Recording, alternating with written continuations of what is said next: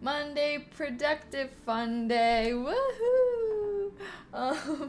Hi guys. Hi Pumacan. Hi Infernal. Hi Mugantir. Hi Lamar. Hello, hello, hello. How are you guys doing? Oh wait, should I go into my focus thing? I hope you guys had a good weekend. We're gonna be doing a focus stream. Y'all know the drill. We can of course yap at the start. Hi Kung Fu, hi Randall. I'm doing good. How are you? Wearing a dress today. Dress of the day. Dress of the Monday. And I am wearing shorts under, so just saying. But how are you guys doing? I hope you guys had a good weekend. I went out to dinner with some friends last night to celebrate some of them graduating college. So exciting. That's kind of. Did I do anything on Saturday? I don't think I did anything on Saturday. Oop. Is that technically a sundress? Yes? I don't know. What would qualify a dress as a sundress? To me, I kind of think of sundresses as like kind of longer dresses. Like if this dress was like the exact same thing but longer, I would say yes. But I guess, I don't know, like can sundresses be kind of short? I don't know. I feel like sundresses are like casual, long, flowy dresses. But maybe they can also be casual, short, flowy dresses. What do I know? I'm not the sundress police, so we can just decide whatever. You likely know more about dresses than we do. Maybe not. I don't know. Some guys be really into sundresses, I feel like. You know, I wouldn't be surprised if someone popped down and was like, actually, sundresses need to be just like this. I should know. I'm a big fan. Sorry, I got a little too into character there. I defer the dress expertise. Oh, you defer to me? Okay, thank you. I'll accept. I think I'm going to say yes. This is counting as a sundress. That is my executive decision as the dress expert in chat. Let me say hi to the peeps. Oh wait, should we do our things real quick? Our thangy bajangies.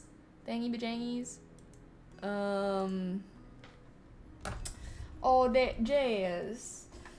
Stupid uni Wi-Fi can't run the stream. I'ma cry. Okay, well, you better not be in class or something. I'm supposed to be helping you guys be more productive, not less. You know, so pay attention. No, I'm just kidding. Okay, what should we do? Let's do pin chat message. Do I have anything fun to pin? No. So we shall pin them all.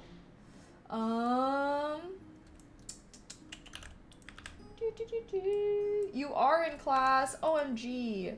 You need to be locked in. Maybe I'll do it with the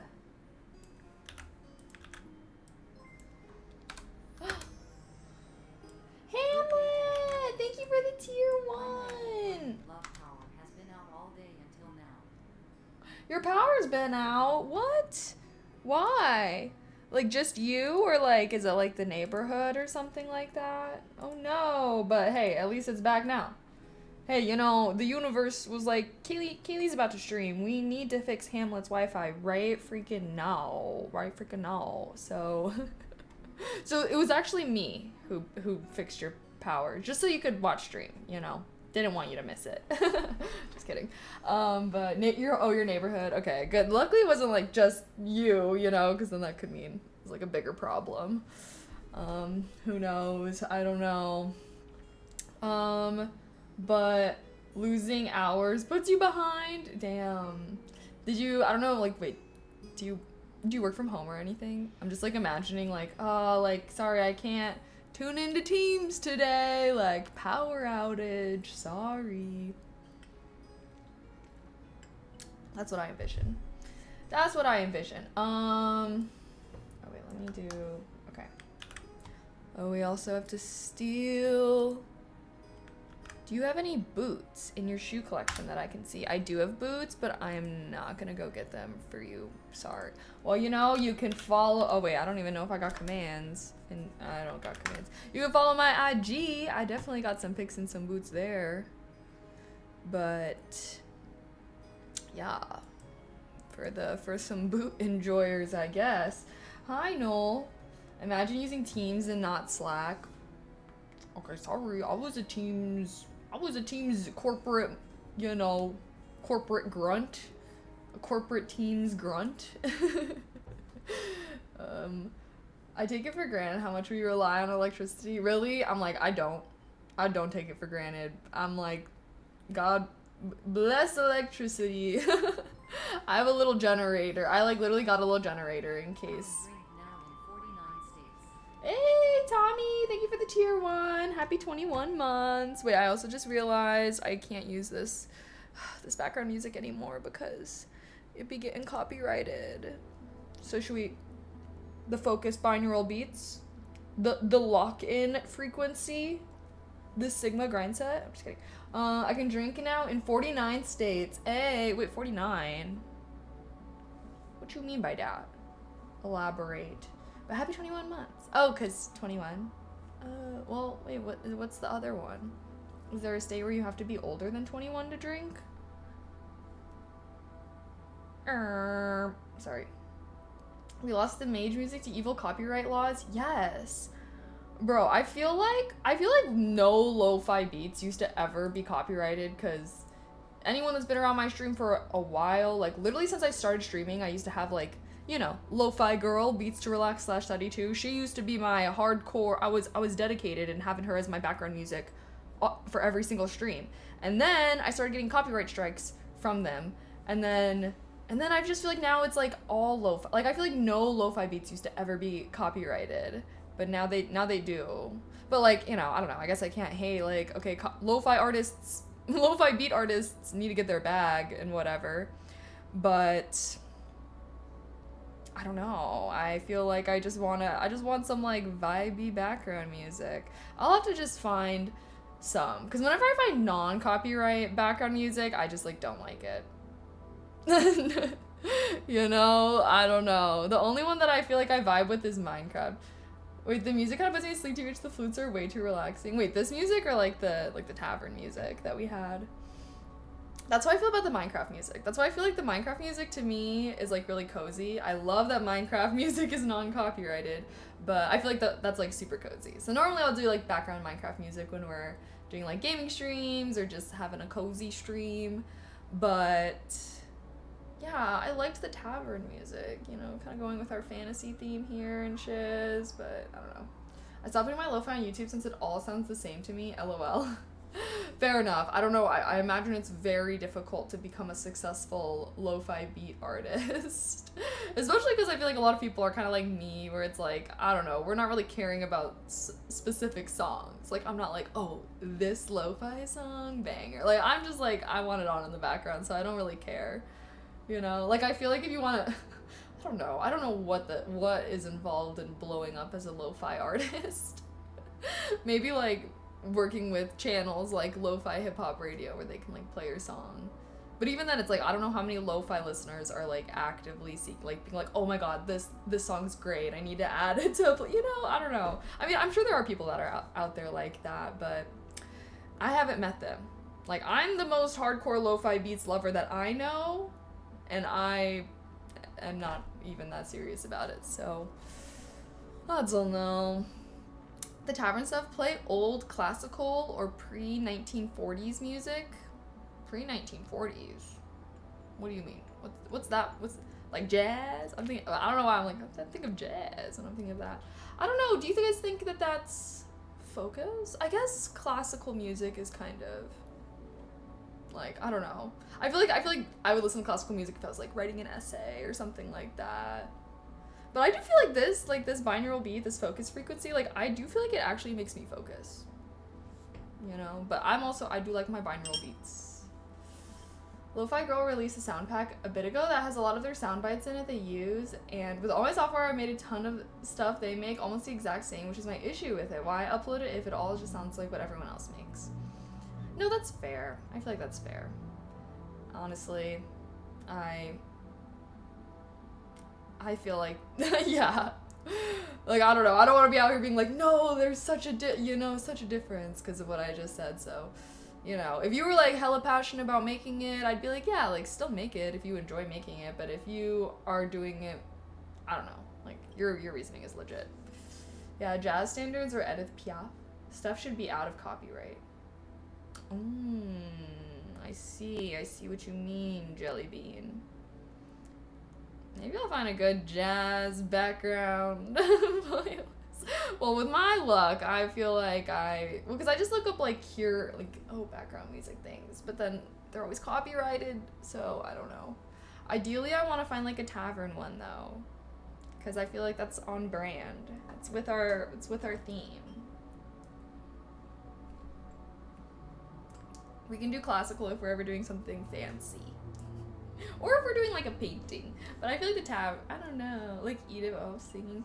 Oh, see, I need no words. Like straight up, I cannot have any singing or any words, any speaking in my background music. Like sometimes lo-fi beats will like have like a word or something in there. I'm like, what the hell? That's why I feel like I could do like classical or something, but I don't know if that's my vibe per se. Right now, I like the focus frequency. I mean, we could try it one of these days. Maybe I'll like put on a classy outfit and we'll have like a classical music focus stream. Why not? We'll see if maybe that's the vibe. Maybe that'll be the vibe. But for now, I don't know. I don't feel like seeking this out. But I shall one day. We could do it on stream. We just kind of got a list to work with today. I typed up some of this before stream. So, oh, you know what I didn't type up though?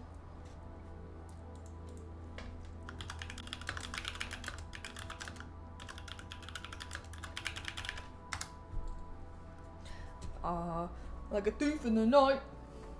Sorry. I'm feeling a little bit like a silly goose today though, you guys. Who's ready for a silly goose vibe? Time to be a silly goose. Okay, what time is it? It's 2:19. 10 minutes and then we'll begin our first focus segment. Maybe we could do our word of the day real quick.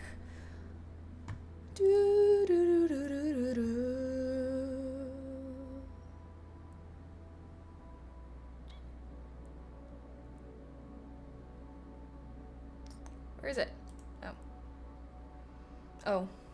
I've actually been getting some good words as of late.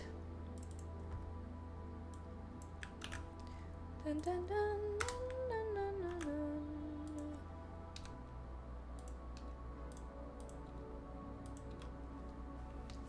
Okay.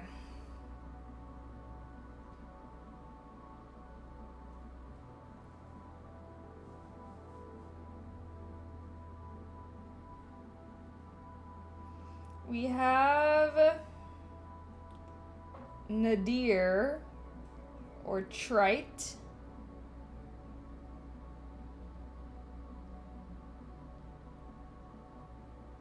Nadir's kind of a depressing word. Let's not do that one today. We'll do trite. You can use this in your next diss.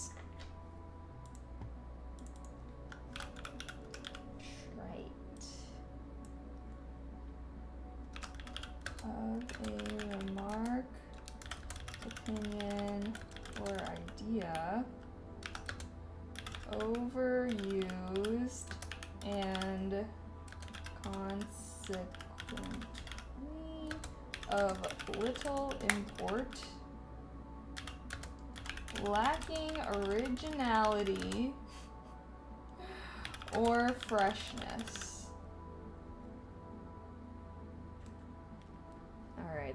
we got a longer definition today.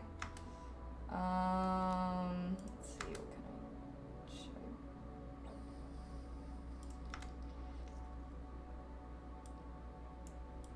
Oh gosh.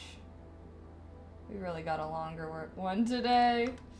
I mean, four lines? Okay. It's going to, the text gonna have to be a little small today. Can y'all read that though? Trite is overused. Trite sounds like a small fish.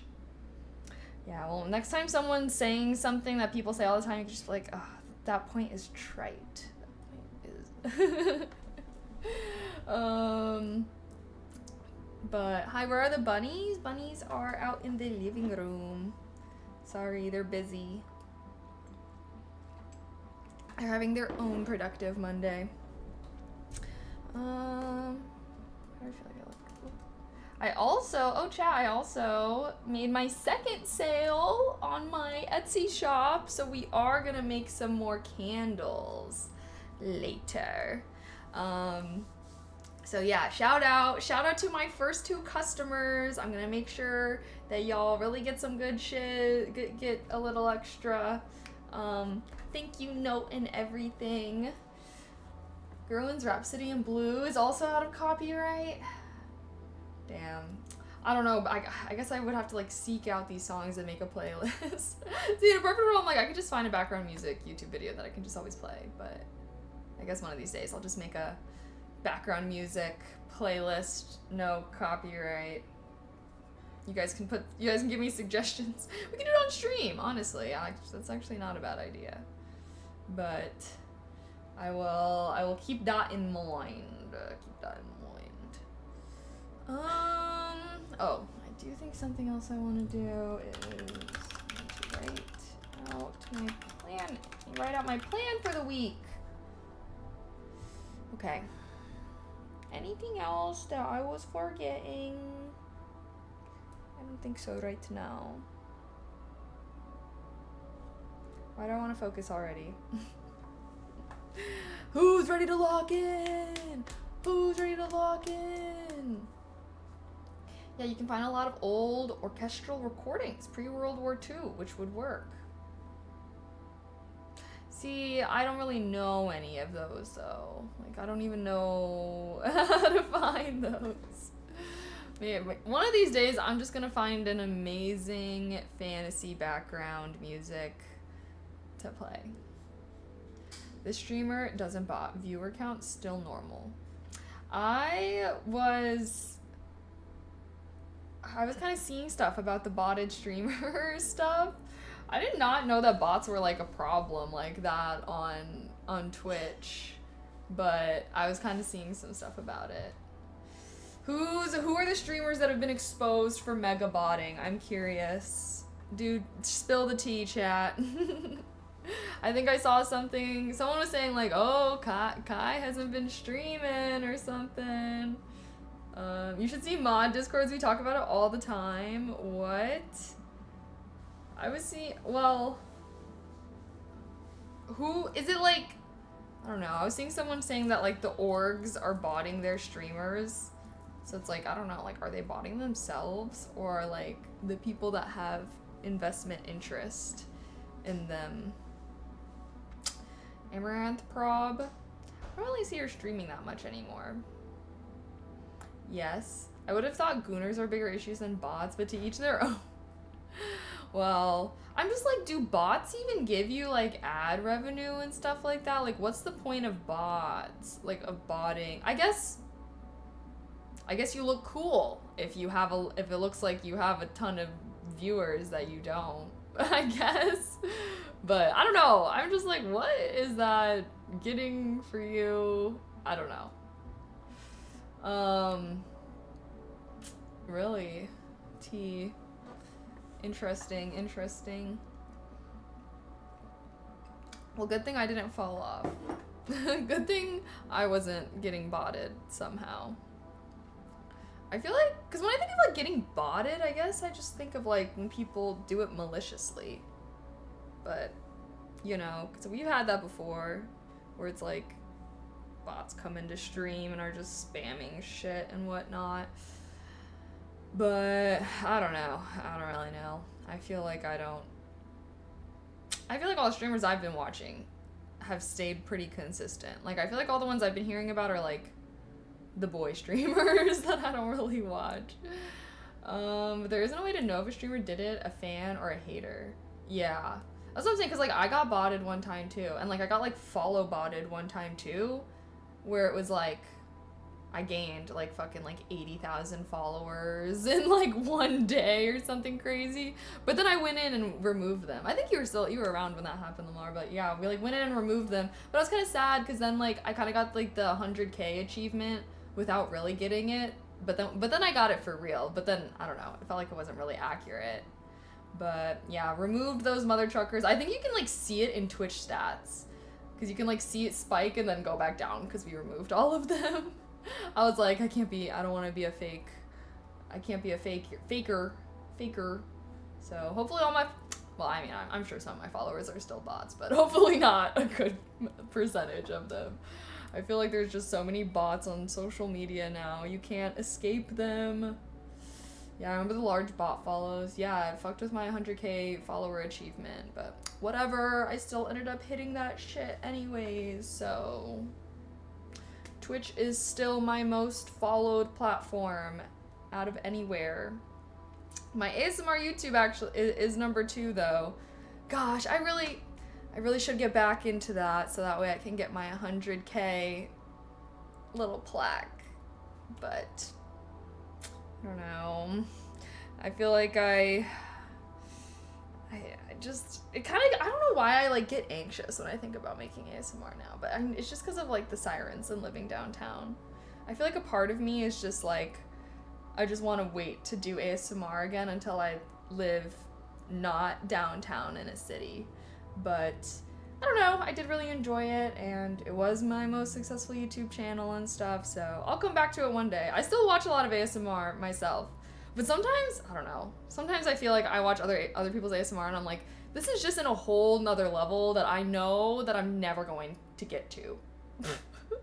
Like when I watch like ASMR artists, like ASMR Bakery or something, I'm like, this is just a whole nother league. Like how am I supposed to compete with people that I'm just like, this is amazing. Like sometimes I'm watching ASMR videos and I'm like, I'm having an out of body experience. I'm ascending, like, but you know, I don't know. People like my ASMR, so thank you to all the people that support me.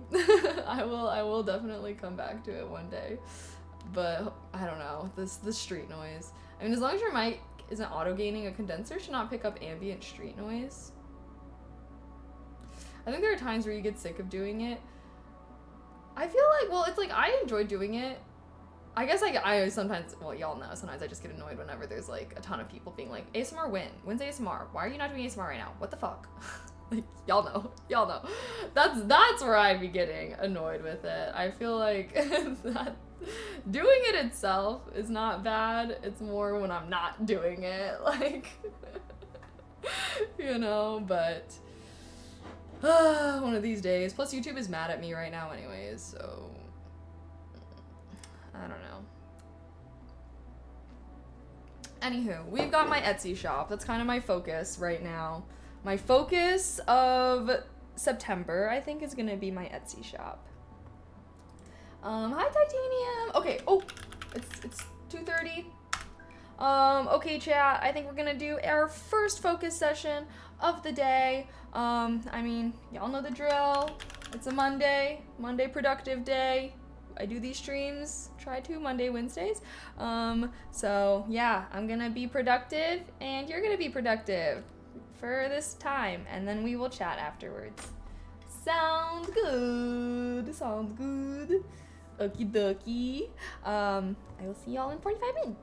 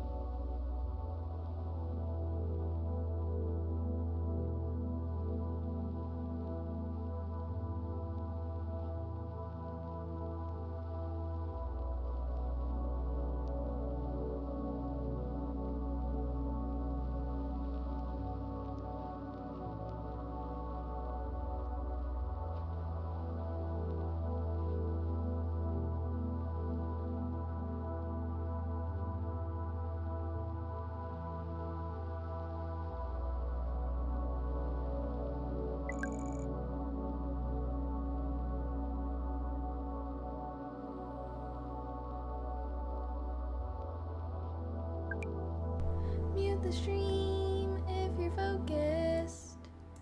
Mute the stream if you're focused. Hey yo. Boom. Look at me, I'm a pro. And I just completed this right on time so perfectly, which is making timestamps. Oh, chat. Do y'all care about timestamps on YouTube videos?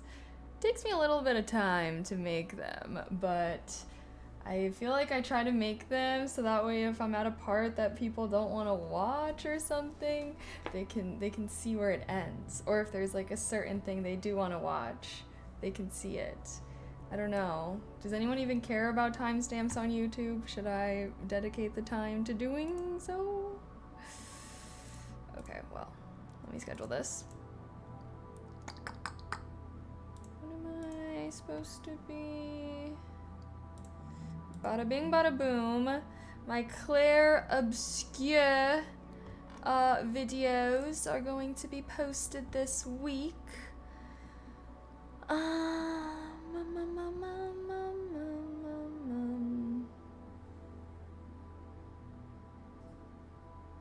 Okay.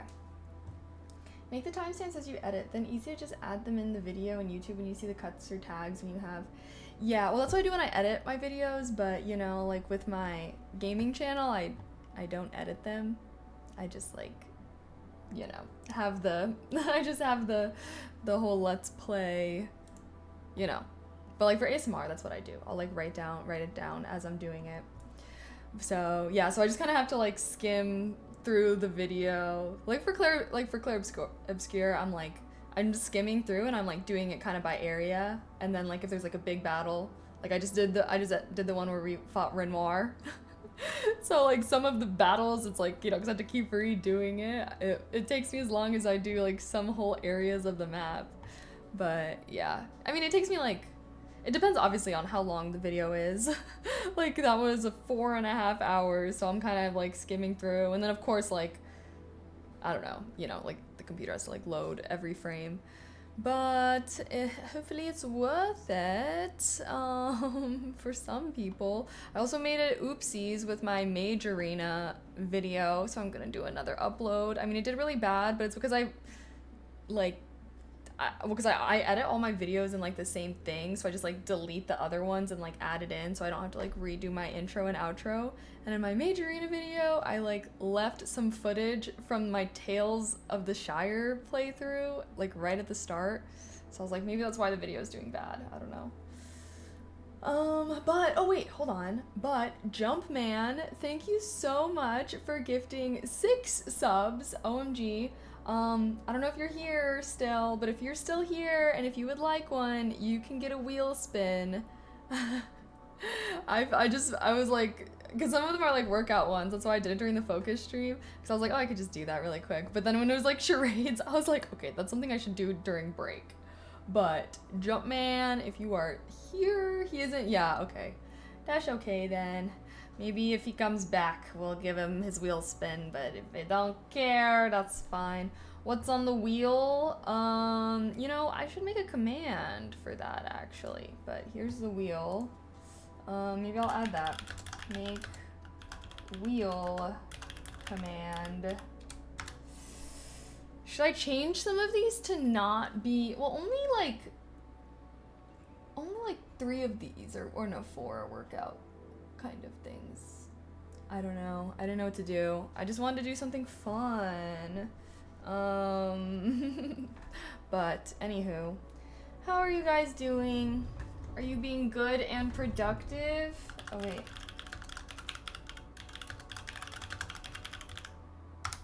Boom. Oh gosh, of course I have to pee as soon as we're on break time. Why am I... Should I make my chair higher up? Is that how I'm normally? I feel like the camera angle's feeling weird today. Oh no! I need more Mio. I am powered by caffeine right now. Oh goodness. Just finished 1 class. 2 more to go. I want to go home and play games. I have been playing Teamfight Tactics a little bit more, chat.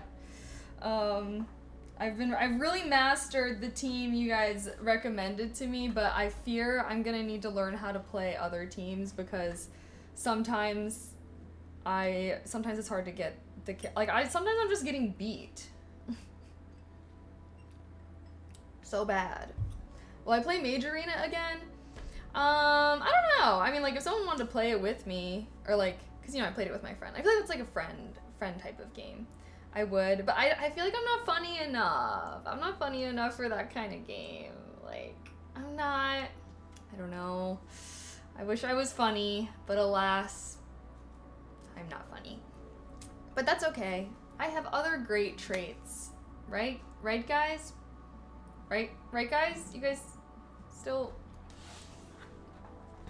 Okay, I do want to write out my planner for the week so we can kind of talk about what streams we want to do. Obviously today, focus stream.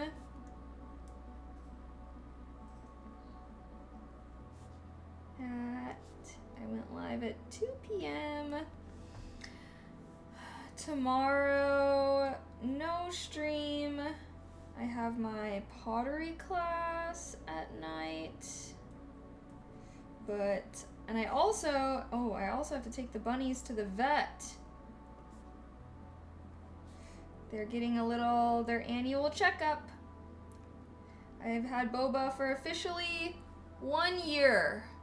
So that means, and I got Mochi, like, he basically had a checkup right when I got her, and she had one too. So they need to do their little annual checkup to make sure they're all okay.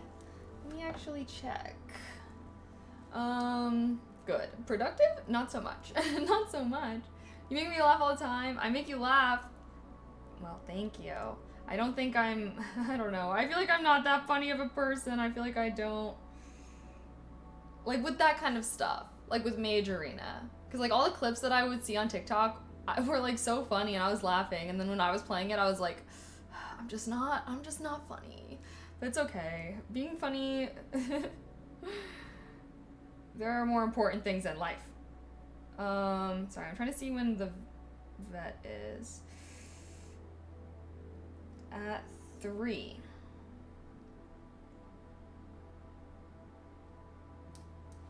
Okay.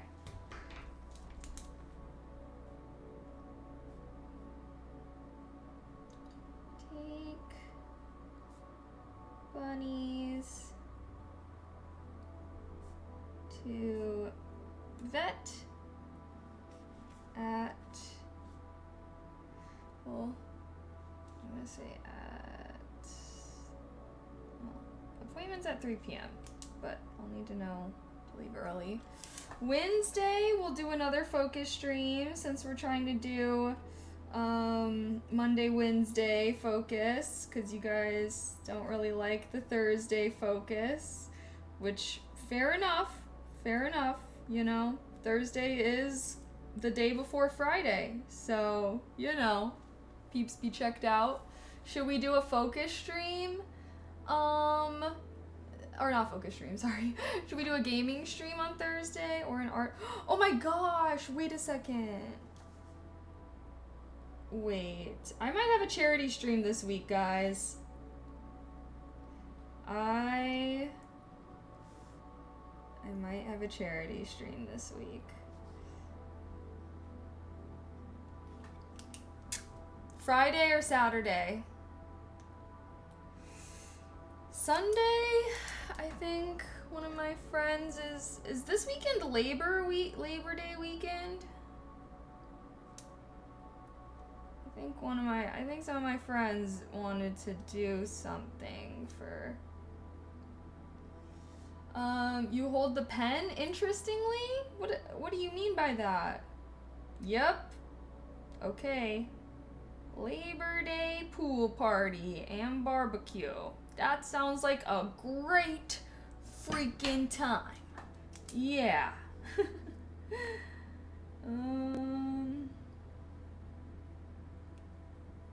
Labor Day.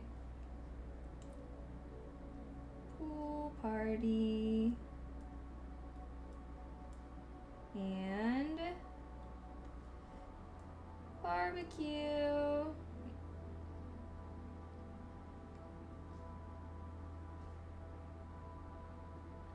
Yay, maybe I'll get some baddie pics, some baddie pool pics. Follow my Instagram. Yes, it's on next Monday. Oh, cool. Well, then should I not do a focus stream next Monday? If you guys, is everyone gonna be off of work and stuff? Is this gonna fuck with my focus, guys? Is anyone gonna want to focus on Labor Day? Well, actually, I guess if I might be getting crunk on Sunday, you know? Have some drinks by the pool. We might have to do next week's focus stream. We might have to shift some things. Well, maybe I'll still do one. I mean, I'll be drinking during the day, so hopefully I'll be fine by the time Monday rolls around. Damn! Wait. Oh my god, I'm dumb. I was writing 7-1 instead of 9-1. It's already almost September, guys. August. Honestly, August treated me really well. Did you guys have a good August for the most part? I mean, your thumb doesn't rest on the handle when I'm writing? This is how I write. How do you write? My thumb is resting. When I'm just holding it, I guess I kind of hold it like that. What do you mean the handle? How are you holding your pencil or pen? Okay, this is next week. Oh, she does hold it like she only has 3 fingers. What do you mean? These guys are free. Why wouldn't I want to be able to have some... How are you guys holding your pens? How are you guys holding your pens? Like this?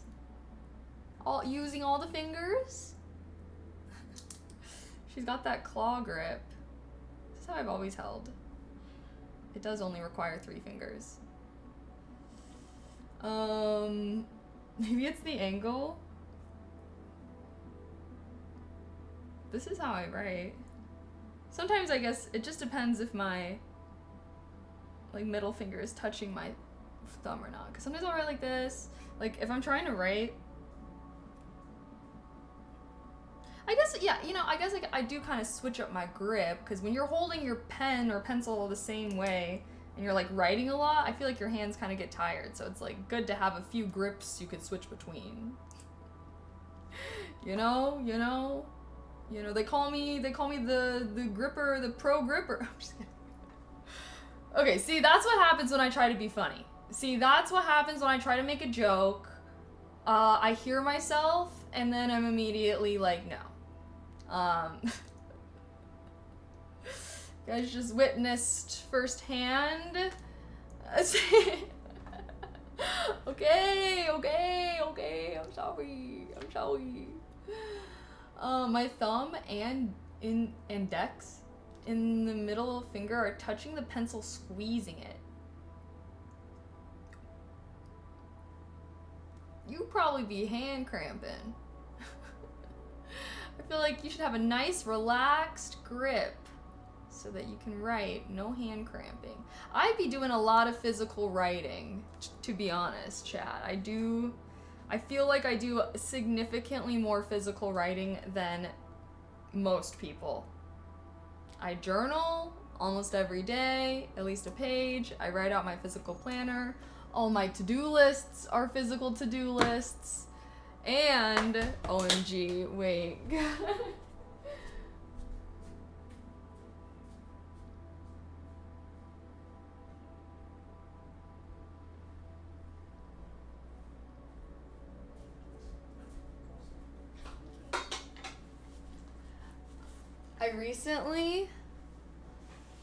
I recently started watching Crash Course. And instead of TV, I'm like, maybe I should just start watching Crash Course. And I've been taking notes while I watch. I was low-key thinking maybe we can do a little study or something together. I was thinking we can study the Renaissance. I watched the Renaissance video. We can all watch it. And then I was thinking about reading The Prince by Niccolo Machiavelli, and also Utopia by Thomas More. Who wants to learn with me, guys? Should we make a curriculum? It's basically the start of the school year. Should we make a little curriculum? Holy shit, that's a novel. A novel. This is my little binder that I have. Student of Life. Here I have notes on... Oh, this is something I thought about, like, because I love writing, but, like, I love physically writing. Oh shit, the timer. Damn it. I love writing, but I love physically writing. I hate typing. And so I was thinking, like, maybe for my Substack/blog, I can, like, physically write out what I want to say, and then, like, take a picture and kind of, like, you know, do a text scan so that there's also, like, a text thing. Okay, but anyways, our timer is up. I can get more into my nerd activities next break. But we've got a list to work on here. I think I did do a lot of my computer tasks, so I think I'm gonna do phone tasks. Just a little reminder. Okay, I do have to do some work on my phone because I am e-girl content creator. This is my work phone. So professional, right? Okay, let's lock in, do another focus session, and then, yeah, we'll probably do like two or three more focus sessions, and then I was thinking that when I make the candles, we can just like hang out, and I can like talk with you guys while I'm making it, because it's not super strict. Okay, nice, sounds like something to try. Let's learn some shit. Yeah, wait, would you guys actually be down for that? Because I was like, we can like watch the crash course video together, and then like go more into certain topics. What was I about to do? Oh, I'm about to shut up. Okay, see you guys in 45 minutes.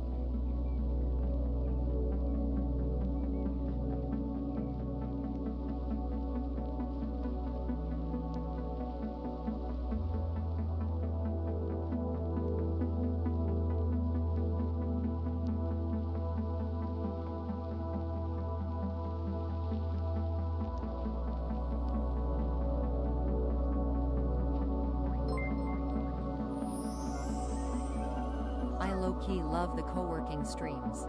I am actually productive kaimaiha.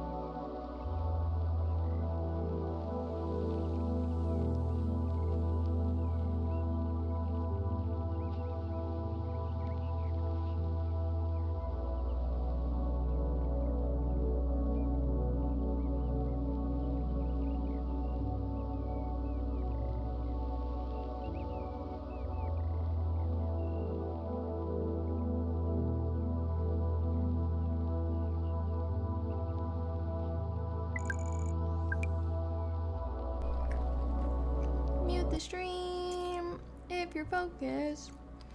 Mute the stream if you're focused. Mm-hmm.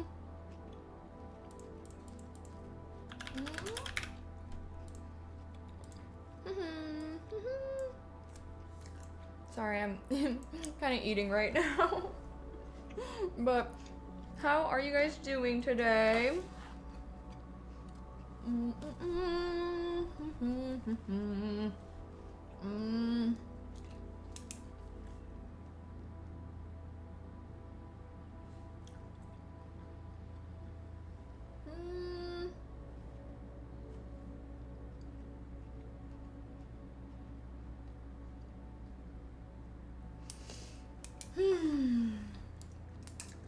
Did we say gaming stream on Thursday? Okay.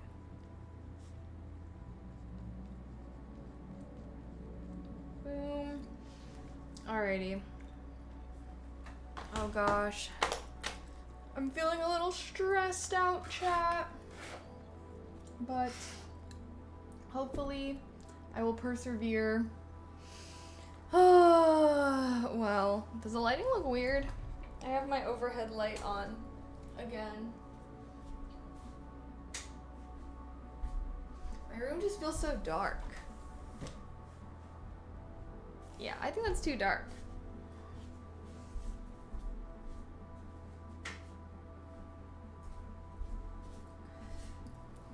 Boo? Okay, yay. Anywho, how are we? Are we feeling productive still? Are we tired of being productive? We got like probs one more.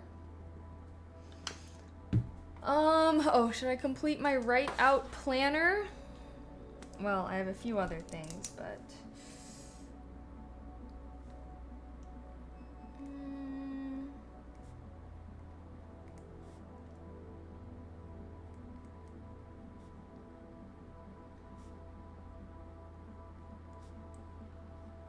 boom.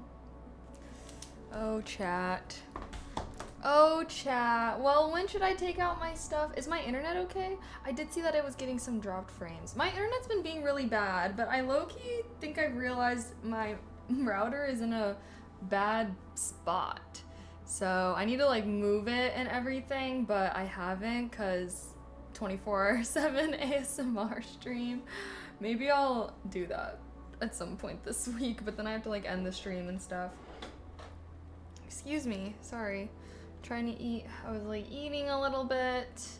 It's 4:20. 4:20. Ah, it's so intimate. What's so intimate? Seems like Twitch itself has been crappy connection. Yeah, I don't know what it is, to be honest. Although you know what I do need to do. Yeah, I am wired, yeah, so it shouldn't be a problem, I thought. So, okay, I do need to make some candles.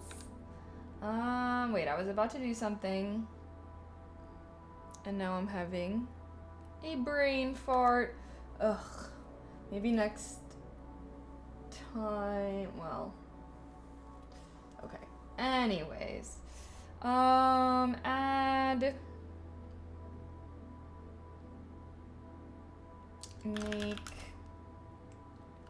lemon candle, add make lotus candle, add make lavender candle.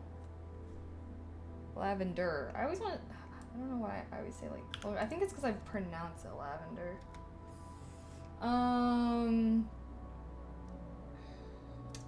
You're right. Only thing that can affect a wired connection are the wires or the heat. Well, it has been kind of hot in LA lately, so might be why. Although I do keep my apartment pretty cool. Should I set up my little candle making station?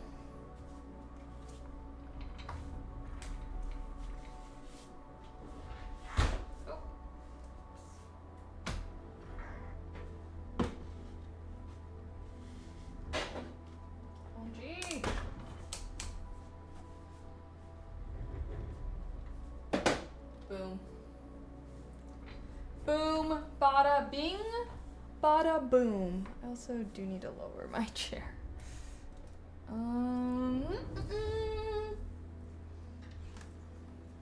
We're gonna make some candles today because I made a sale. I made another sale. Make candles while on the treadmill. I was thinking about doing some walking today. Straight up, chat, I was doing really good on my workout grind, and now I'm not. Now I'm doing bad. So I don't know. Haven't been being responsible about being on my grind.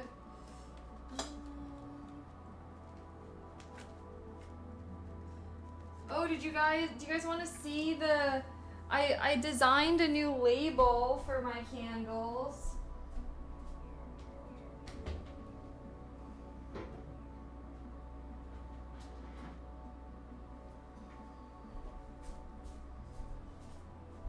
Oh, I forgot I had this one ready to go. You guys can't really see it, but you can kind of see it. Boom. What do you guys think of my candle label? I spent some time here. I'll show you guys the other.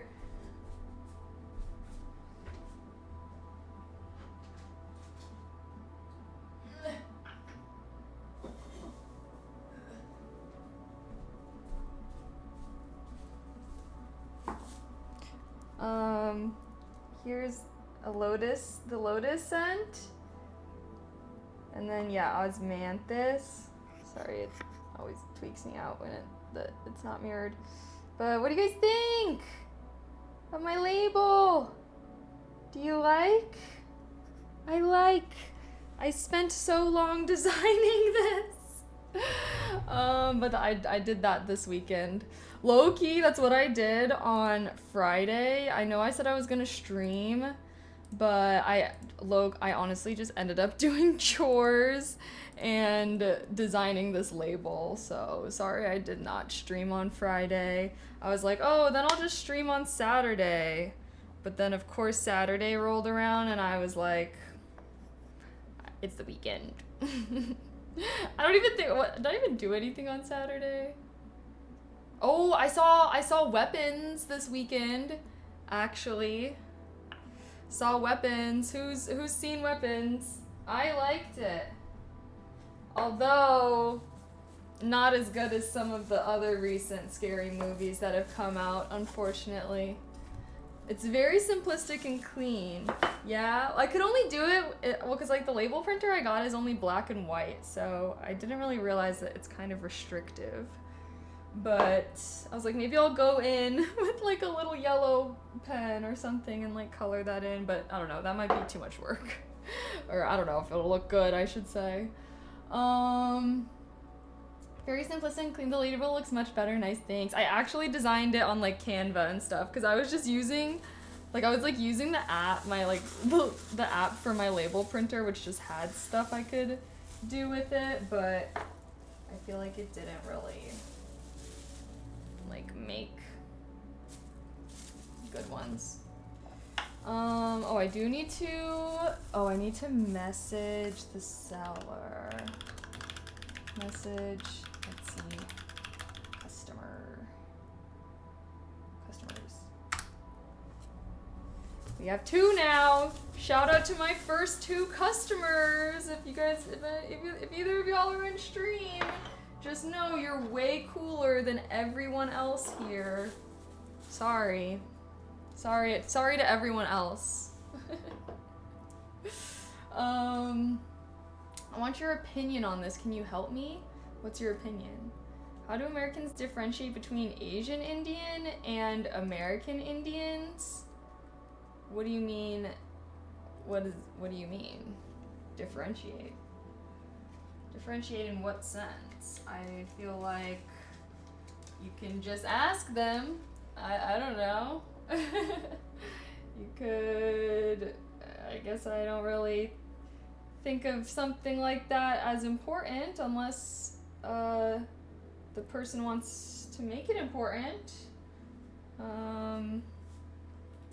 Yeah, I guess I don't really feel like people spend a lot of time thinking about that kind of stuff. What's an Asian Indian? I think they just mean like someone that's like from India versus like an Indian person that is like from the States. I think. Maybe because they look nothing alike. Wait, what?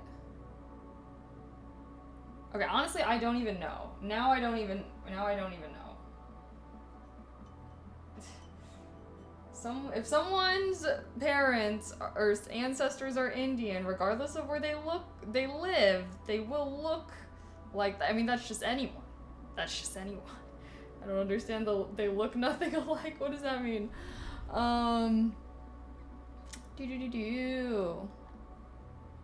We call American Indians Native Americans. Oh, wait, are you talking about Native Americans? Yeah, we don't really call Native Americans Indians. I feel like that was like the only reason that phrase even came about was because the original colonizers that came here thought that they were in India. But yeah, I feel like that term is not really used when talking about like Native Americans. Because let's be real, those are the Americans, the Native Americans. Which Native American culture is so cool and so fucking so amazing. I know I'm not Native American, but I feel like, I don't know, I love Native American culture. Every time I like read about it and stuff.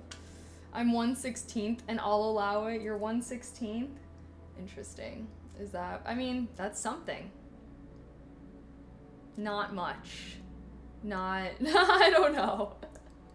But if anyone ever wants to kind of learn about Native American culture a little bit and botany, you should totally read the book Braiding Sweetgrass, okay?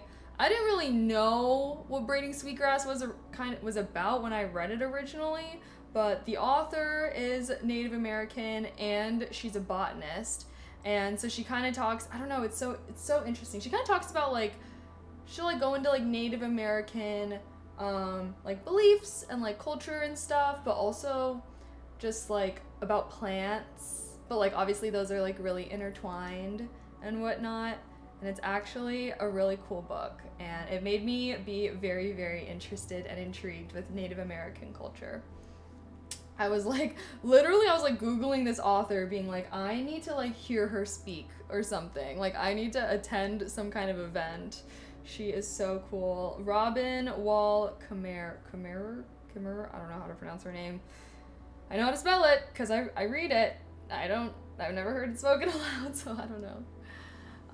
It was so spiritual the way they interacted with their environment back before colonizers came. Yeah, they were really like at one with the forest and like viewed, yeah, you know, circle of life.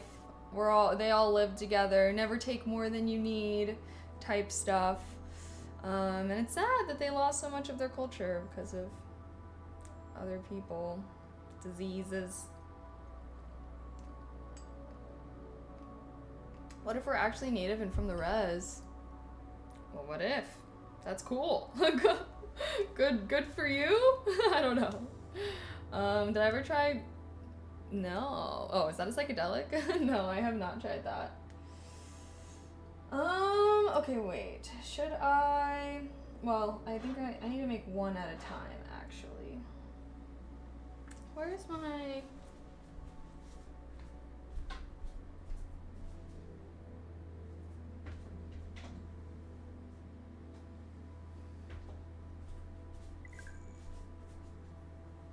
Oh, there goes our timer. Okay, what do I even got going on this next time? Oh my god, I need to do my business email.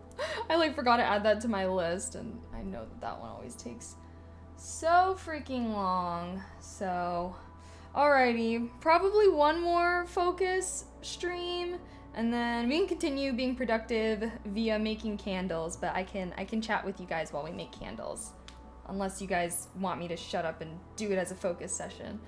So yeah, one more. Well, it's not just spiritual, it's good stewardship. If you kill everything off a species, you don't have problems. If yes, that was like a big thing that she talked about in the books as well.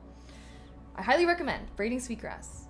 It's a 5-star read from me. I've actually read it I read it like 1.5 times. I didn't finish reading it the second time fully, but I want to. Okay, one more focus stream though, or focus session I'm thinking, and then we can still be focused, but you know, I can still yap with you guys. We'll see the vibes. Sound good? Alrighty, let's lock in. Let's finish this day out strong, and then we can hang out and vibe, yeah? Alright, I might make one candle while we're doing this, because I have to make them individually since they're different scents. So.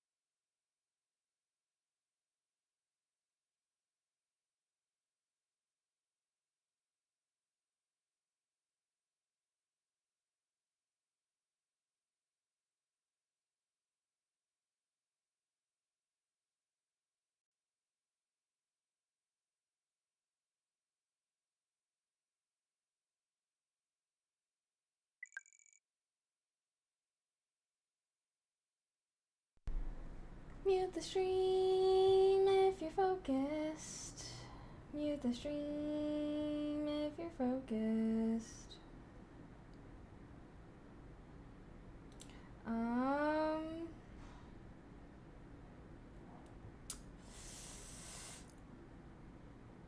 Sorry.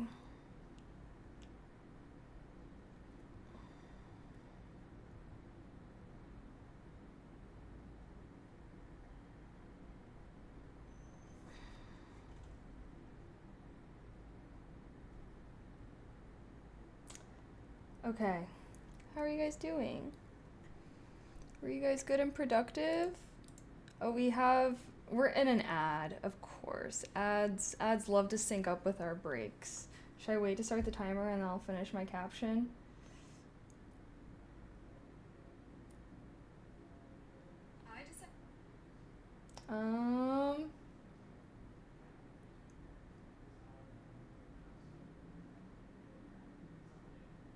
Sorry, I'm like trying to choose a cover that doesn't look weird.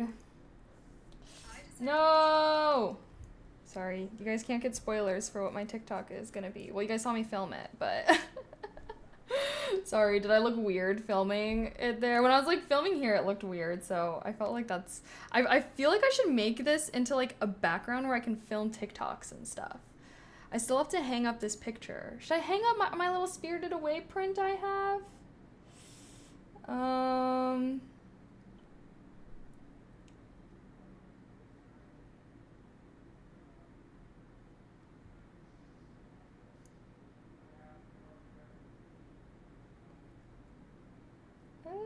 Sorry. Oh wait, you guys are still in an ad. I have 20 seconds.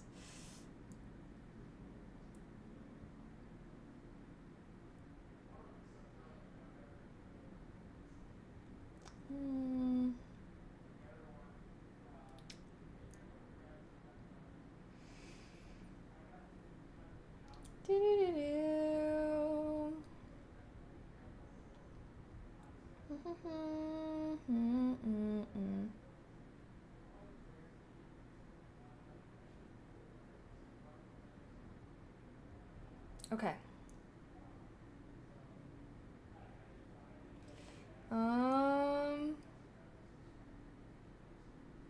Oh, the ad is... You guys are back. Hello, guys. How are we doing today? I set this thing to loop. Why are you not looping yourself? Sorry, do I need to turn it down? Sub for no ads. Hey, true. Hi, Jamil. Okay. Book.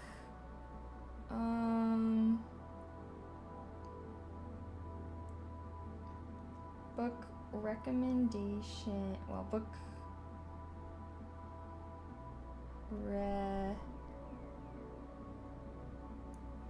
book review. No longer human. Who is this author? Osamu Dazai. Osamu Dazai.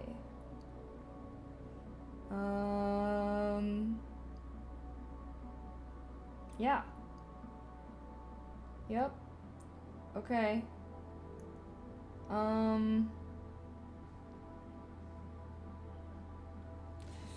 Should I just post this now? Well, welcome back from your guys' thing. Sorry, I feel bad. I shouldn't be doing this during focus time. But I'm gonna post it. Copy. And then post.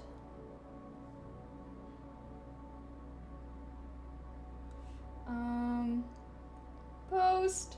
Yay! Guys, I posted it on TikTok. Should I start live streaming on TikTok, guys? I thought about setting that up at some point. Okay, wait. Hold on, I need to wait for it to finish posting, of course, before I can close the app. Oh, shit. Oh. Just kidding.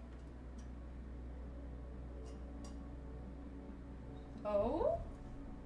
I might be able to add my essential oils. Where's my label printer? Oh my gosh. Struggling.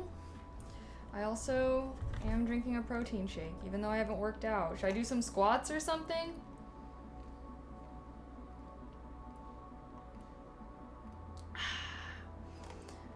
Well, chat, I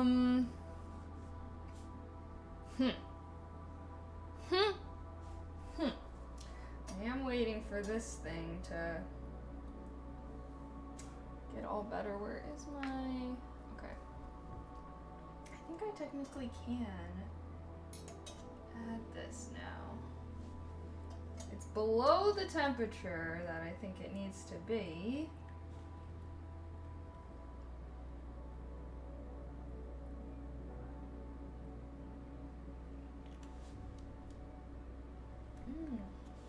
I need to get like, I should probably be measuring how much I put. I just like I put enough that you can smell it. But I'll be more professional one of these days, okay guys? This first batch of candles on my shop, I'm trying my best, okay? And then I think I did it. Now I pour.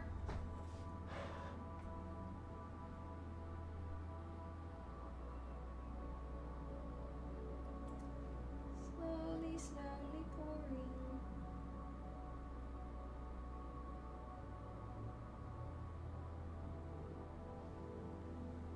Is that enough?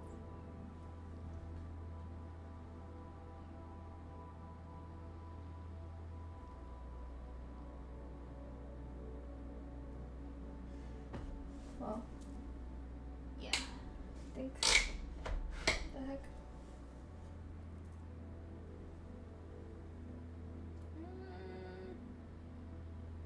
Okay, I think that's good.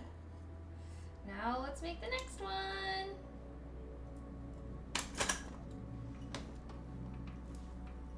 Let's do a scoop, and then a scoop.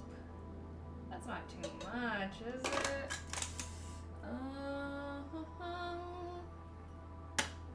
Alright, now that's gonna melt. Why is my video stuck on 96%? OMG. Summer dress, Keely, so amazing. Yee, thank you. Do you guys like this dress? I love this dress, actually. I just don't always like I don't like when dresses or tops have this like built-in wire. Cause I always have to like buy the smallest size cause I'm short, but then it's like, oh, then you must have no boobs. And I'm like, I actually do have boobs, sorry. So I just feel like my boobs are never like in it. So cute. Where'd I get this dress? I got this from, oh, I think Grey Bandit is the name of the brand.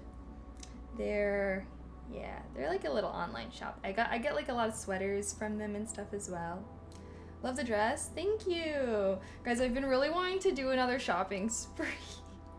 But ever since I quit fast fashion, y'all, like, ugh, it just kills me that clothes are so expensive. A part of me is like, okay, I guess I should just learn how to make my own clothes. What if I could just make my own clothes? No, see, that's my toxic trait coming out, chat. My toxic trait is that I just think I can do everything myself. Literally everything. Like, who needs to buy candles? I can make them.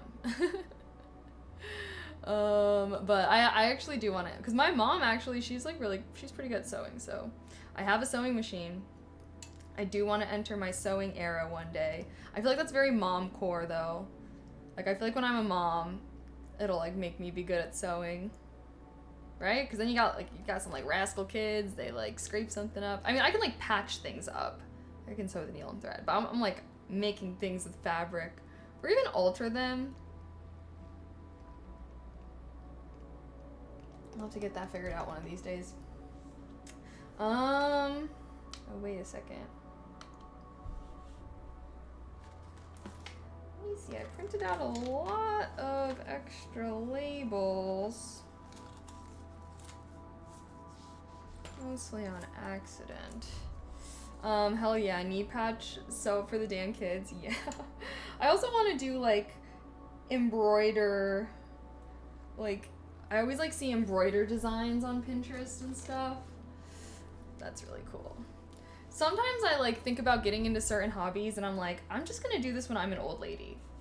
Like, there are some hobbies that are, like, seem great for an old lady as a great, or there are some hobbies that seem like a great old lady hobby, if that makes sense.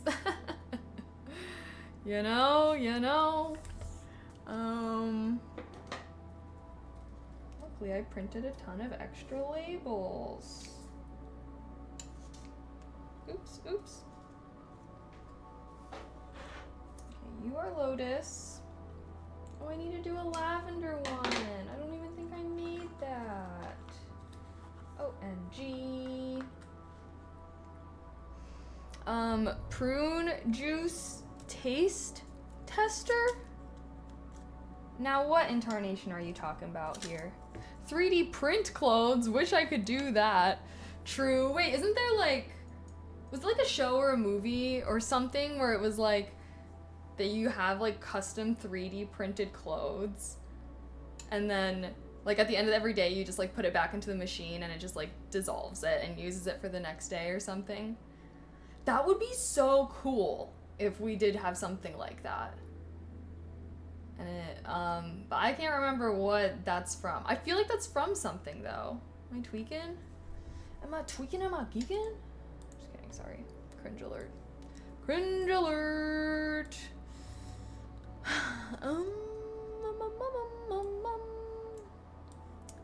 Hold up a second. I was about to do something.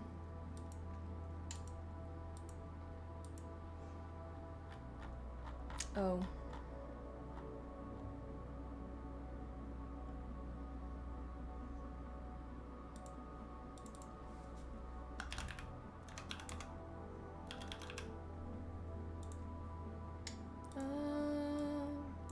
Please don't.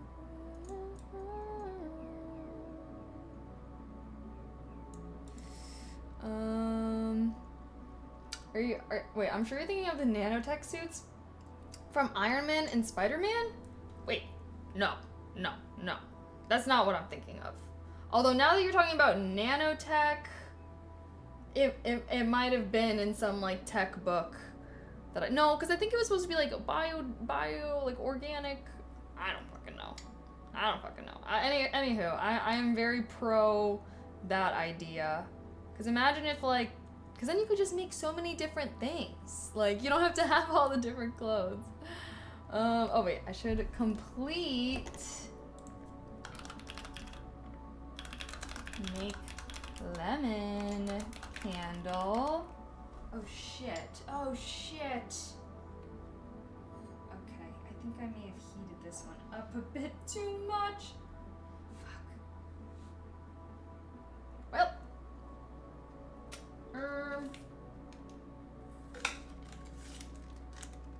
Oopsies.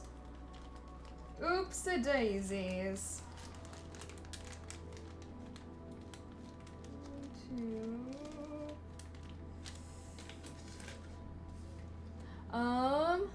But also Bella Hadid had a dress printed on her body at a live fashion. I did see that, yes. But that's not very, that's not very practical for day-to-day use. Like, what I'm imagining is, like, something for anyone, and it's just super easy. I feel like we might have something like that one day. I mean, there's so much clothing waste, especially with fast fashion. That's why I stopped shopping fast fashion, is because it's literally wrecking the planet. I mean, that and a million things, but we gotta pick and choose, ya battles.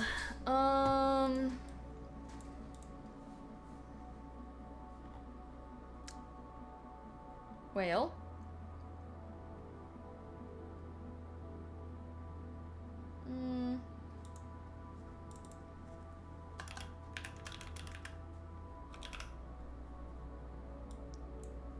Sorry.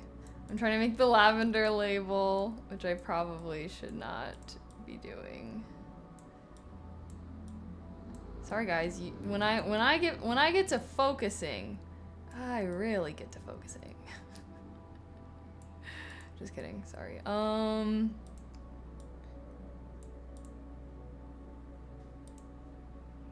Okay.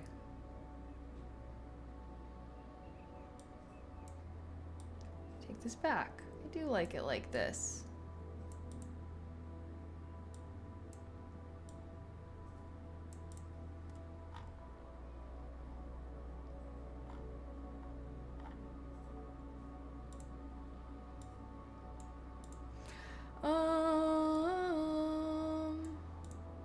Okay.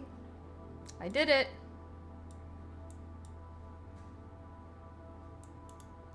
Align center.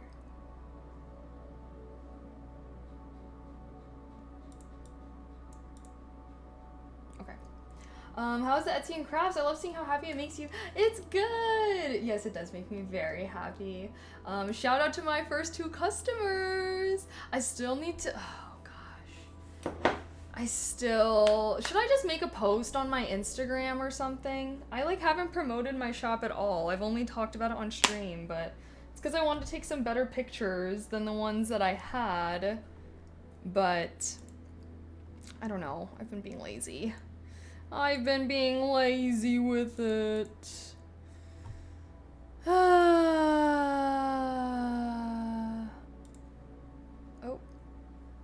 Undo.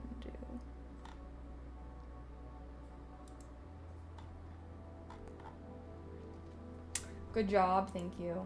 Well, I think major work to prevent environmental damage is on the back burner. Well, you know, there are still some people that are not putting it on the back burner. But I mean, there's a lot going on in the world at the moment. Unfortunately. Okay. Yeah, way too hot right now. Got it.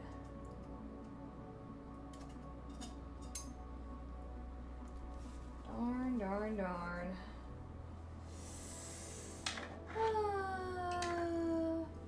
What was that? Oh.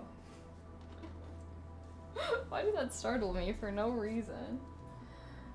Well, should we do another focus segment? Should we? Yeah. How is productivity? Productivity is going good, I think. I believe. Should I need to get this print. Sorry, hold on. I want to get my label printer app on my work phone. Yes, streamers promoting stuff on their socials, how I find stuff. I find so many off Twitter. Really? Okay, well, I kind of wanted my shop to feel like it was a little more polished before I started promoting it like crazy. You know what I mean, Jellybean? If it wasn't for social media, I would have never heard of Twitch. Really? Let me think. How did I hear of Twitch? Oh, a friend told me about it and that I should stream. They were like, you talk a lot, you should stream. They have a category called just chatting, just your vibe. And I'm like, oh, sweet. And then here I am. Fast forward and then here I am. Hi Ray, hi Got. Well, Chad, do you guys want to do another focus session, or do you guys want to just like yap and I can do productive stuff in the background?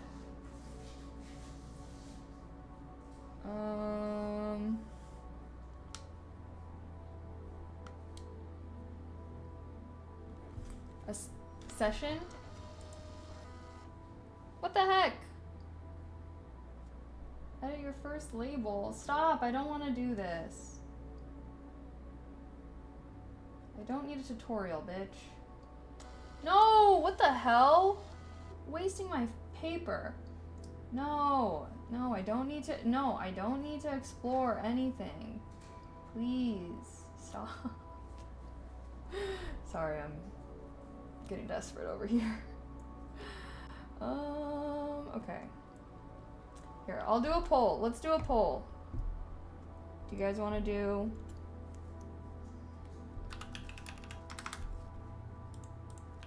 What you wanna do? Another focus session or productive and yap? Hi, Screw.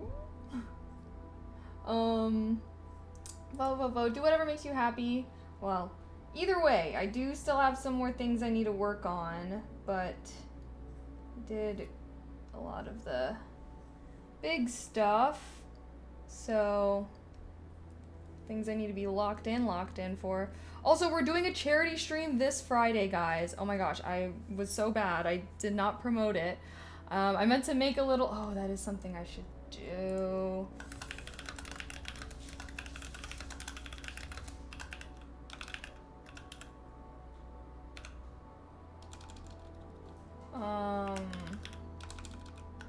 I want to make like a flyer so I can like post about it. Please,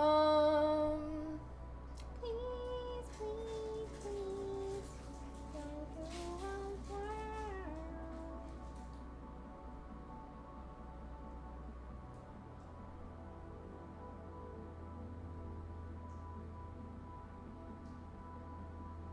Print.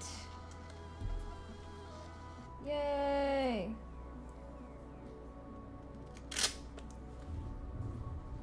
Yay.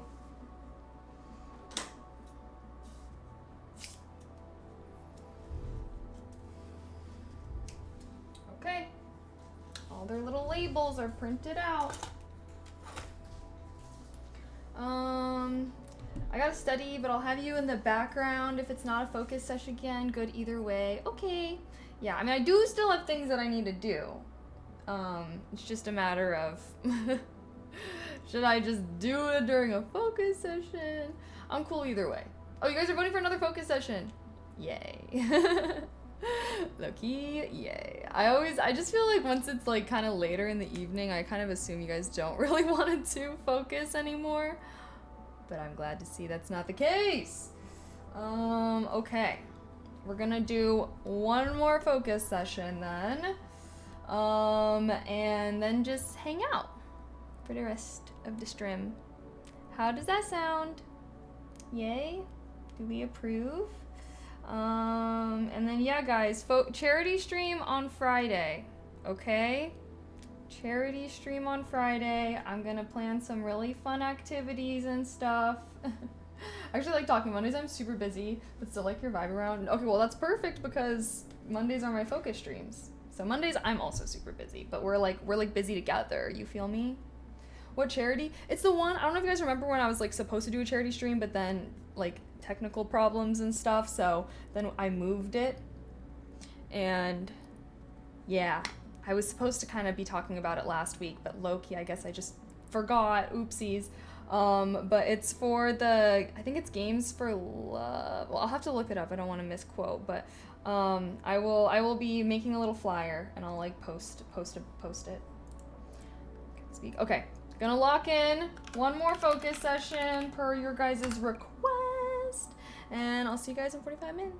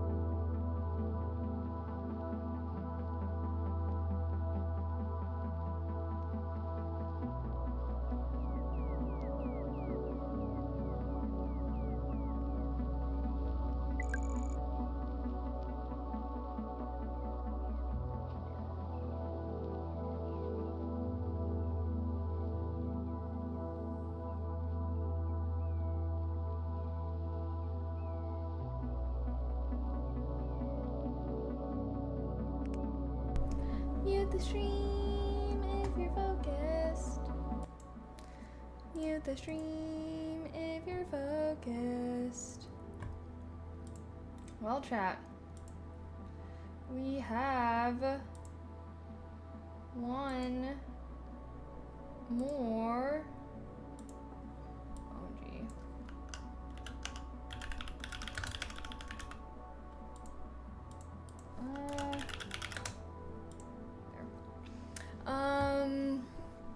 We have one more thing, which is almost done. I gotta wait for this wax to cool, and then we will have hit all of our things. Yay!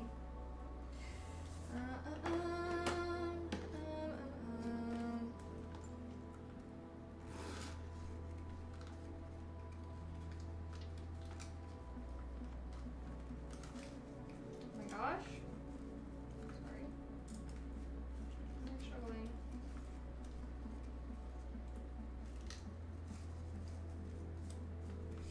Okay. Apologies. How are you guys doing today? Oh wait, let's go into chatting, and now we're done. We are officially, well, I'll check the last thing off the list soon. But yay! Did you guys have a productive day? I had a productive day. Wait, I don't like that it's 29. Are there any things that I did that I didn't add to my list? Any things that I could do? I took my vitamins. Oh, here, I'll just do.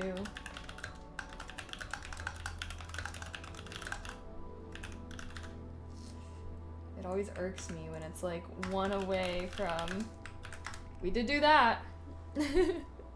When it's like one away from like a perfect even number. Alright, we'll be able to hit that 30 completed, chat. I know it. I freaking know it. This is almost cooled. I was at uni for 5 hours, so I guess I had a productive day. I want to drop out. No, don't drop out. I'm jealous of you for getting to go to school. I wish I could still go to school. School's fun. You can make it fun.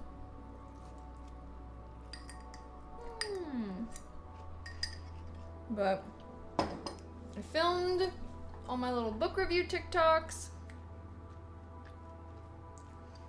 I feel like we did a lot. Tomorrow I have a busy day. No stream. But I'm gonna wash my hair. I need to get a P.O. box and ship out the candles. I need to take the bunnies to the vet. And then I have my pottery class at night. So much to do.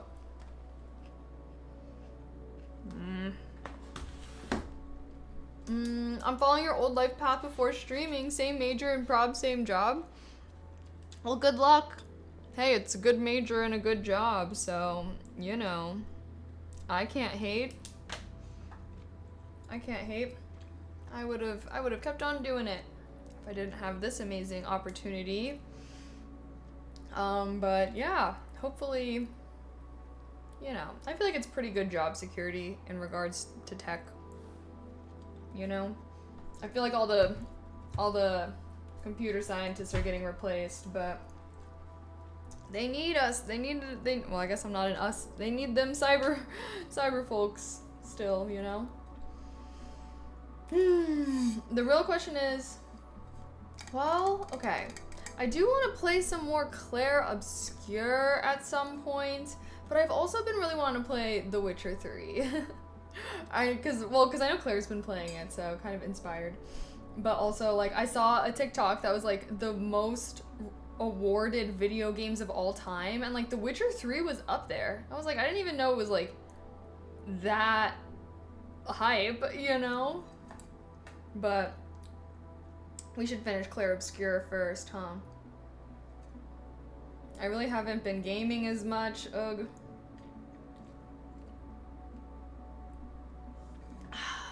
I'm gonna do what you did. Leave my job, become a streamer, steal so I can make him my mod and no one else. OMG. Talk about territorial. Looks like I got some competition to worry about. Sheesh.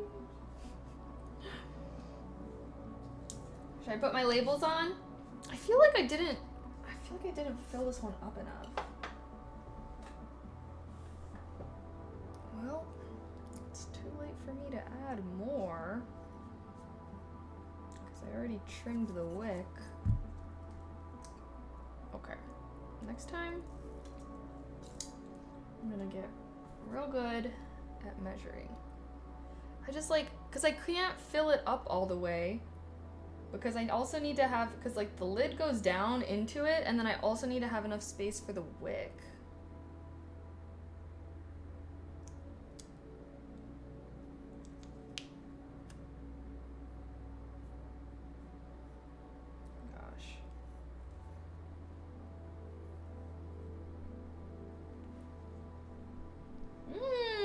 Smells really lemony.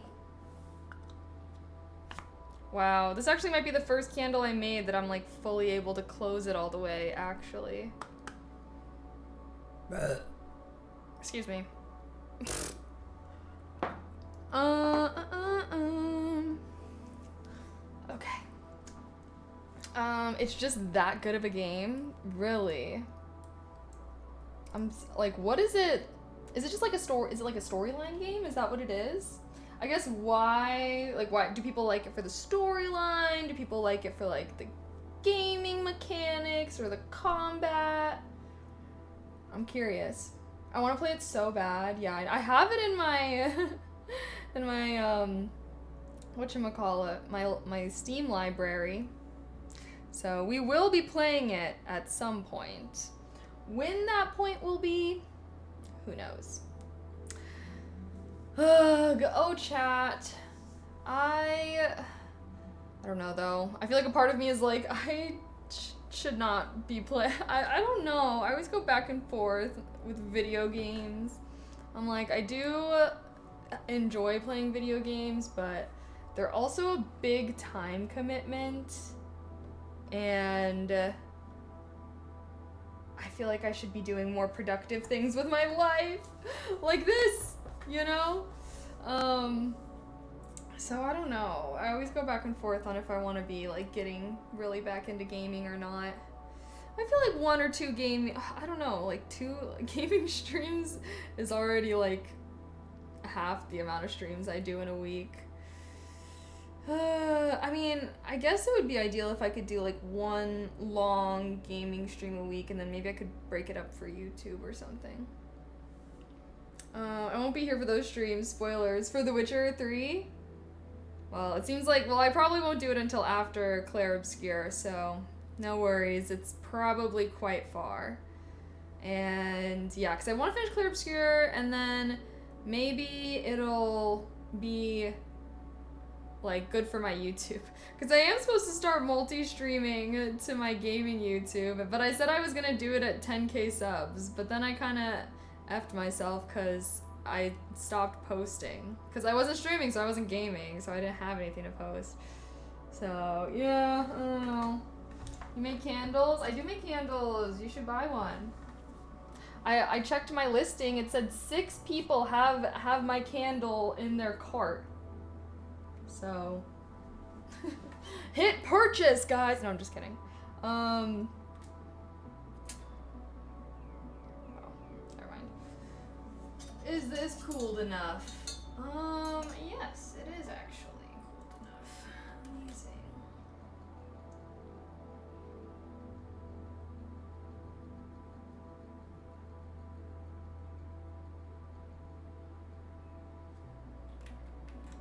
There we go.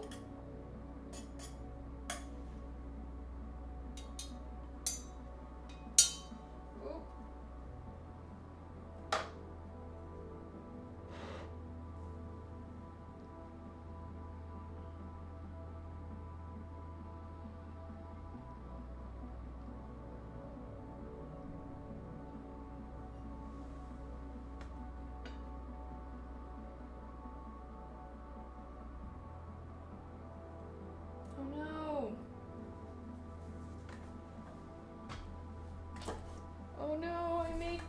much now.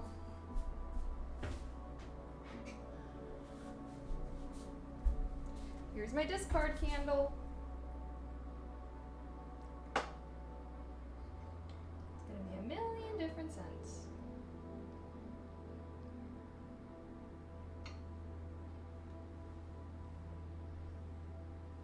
Alrighty.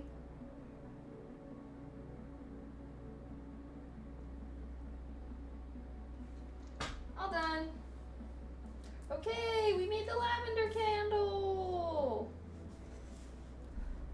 Yippee, yippee, yippee. I thought I was pouring tea. No, sorry. Woohoo! I like to hear that ding. 100% completed. That's what I like to hear. Tee. Oh goodness. Well, I also just realized I want to do my nails. Should I do my nails on stream? I feel like then we gotta like watch something. So that way, because that's kind of a focus activity. Or I can just do it after stream. Watch a show or something.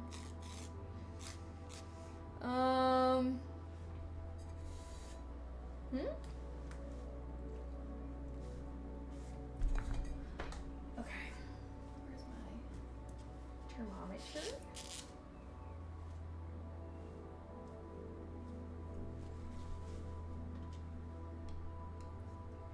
Boom.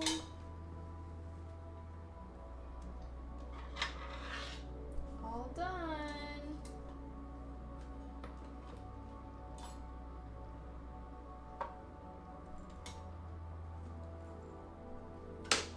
Okay. Never seen her. Wait, what? Staying hydrated, W. Trying my best. What color should I do my nails, guys? I feel like it's about to be like fall time, so I was thinking maybe like a red. I feel like I always do my nails red or pink. Or like a cream color. I do kind of like doing neutral colors because I feel like then I feel like my nails go with more things. Ow.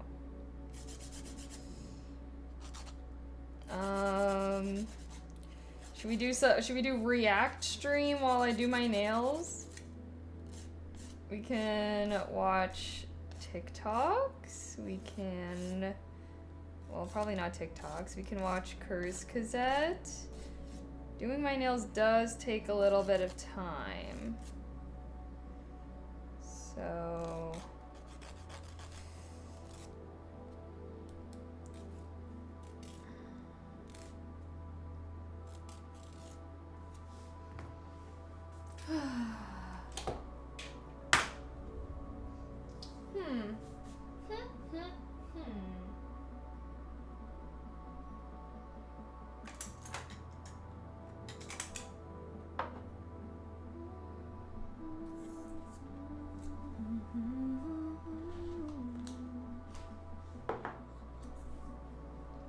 maybe I could do my nails on here. I would have to move this stuff though. Can I order my candle? Can I have it signed instead of labeled? Signed? What do you mean? Well, I'm gonna include a thank you note that's signed in every order.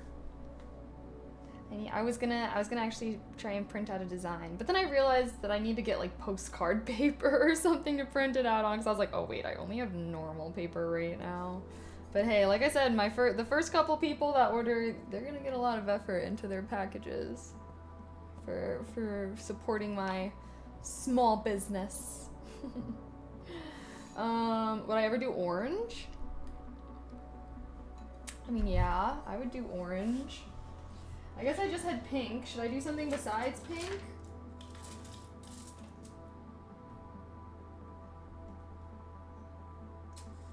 Or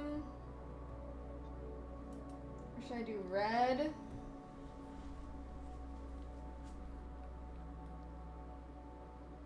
have like a bright red.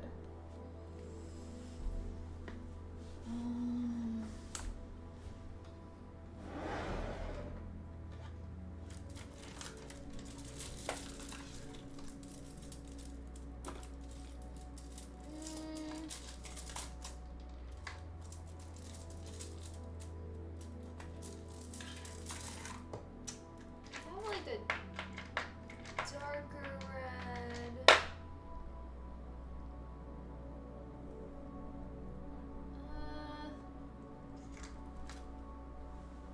What the heck is this?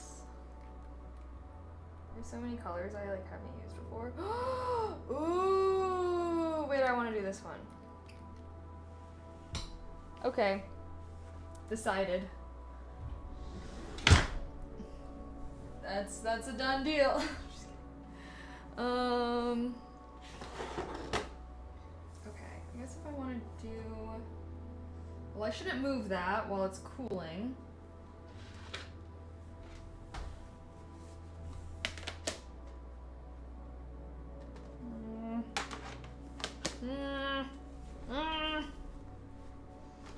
One second, guys.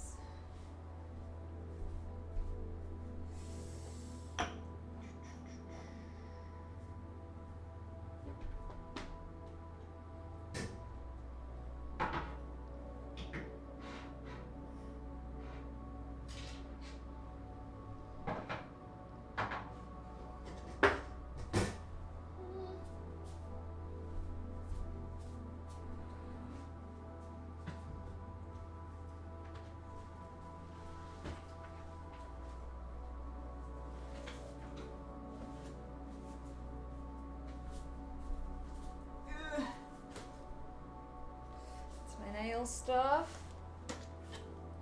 I am selling candles now. Red is too bright, I think. I'm used to you doing light pink. Yeah, that's what color my nails just were, was light pink. I also do red a lot, honestly. But that's because I like wearing a lot of red and pink, you know? I like the warm colors.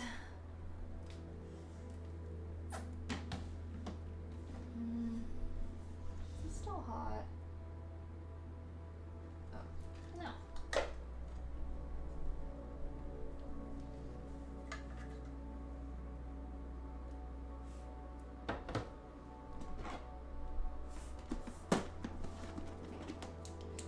Put this away. Sorry, cleaning moment. Cleaning moment.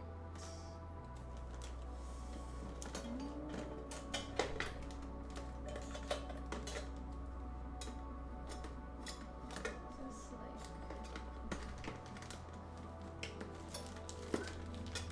okay.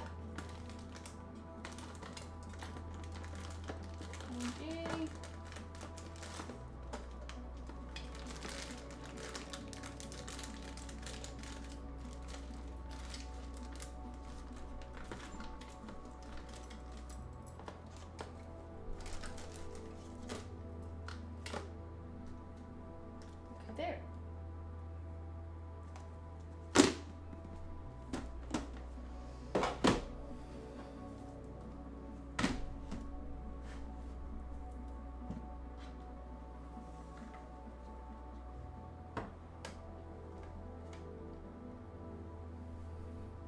Yay! Okay, now I just need to wait for that to cool.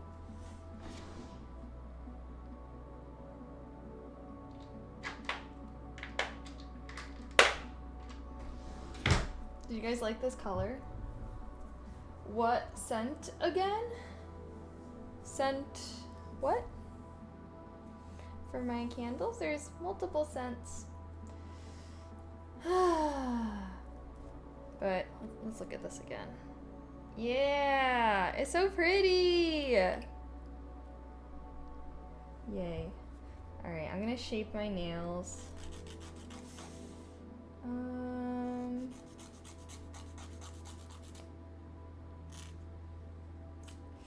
So should we watch something while I do my nails then? Should we yap? Unfortunately, I kind of do have to be a little locked in while doing my nails. Um...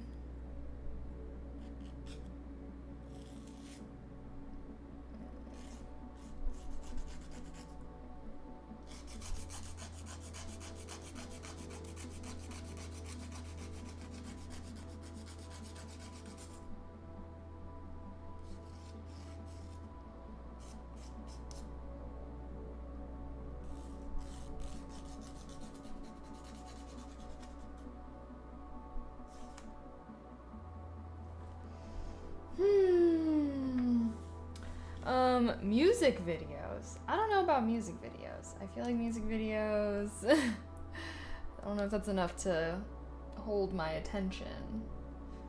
What's my favorite scent of the candles? Well, I have a lavender. And lavender is my favorite scent, like, period. So I really like lavender, but I actually really like the lemon. Like, we made a lemon candle. Oh, this one's lotus.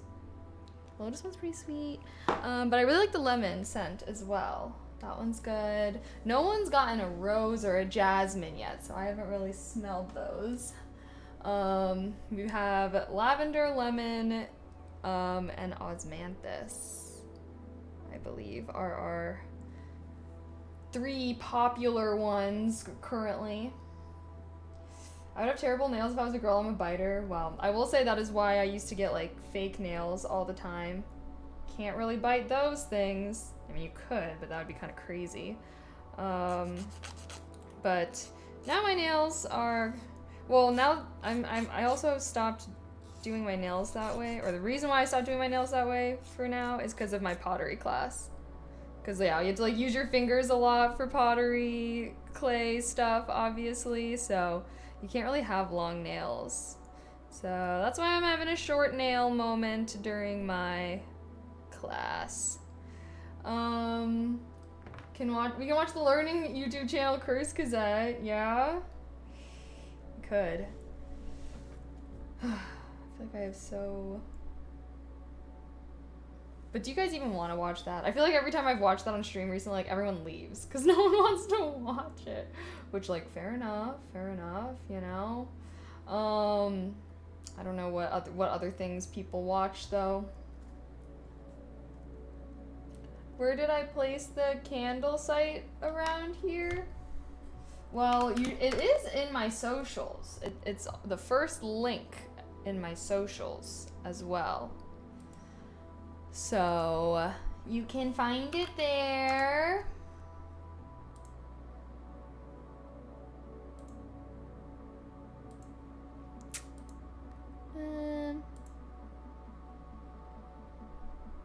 My stomach is feeling kind of weird though. I'm like not feeling great for some reason.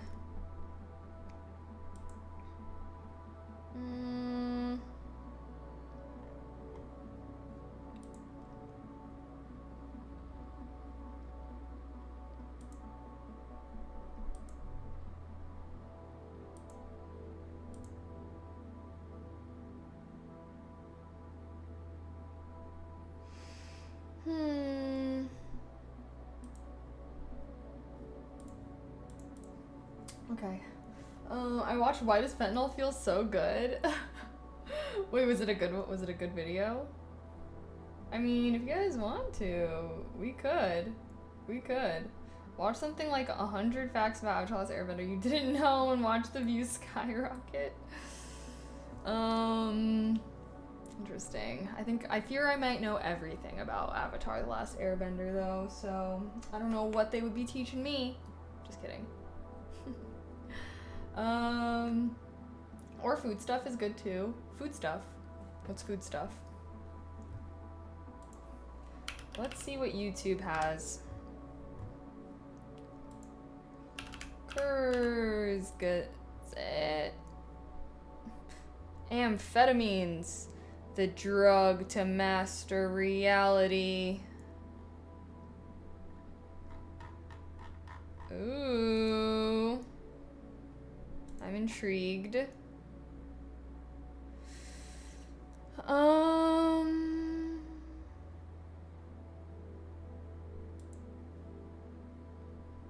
Death by Banana.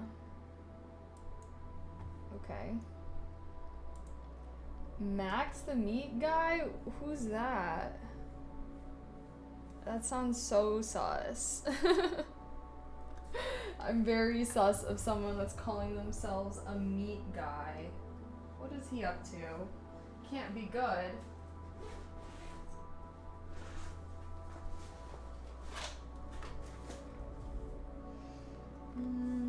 Oh shoot. I spilled some wax, of course.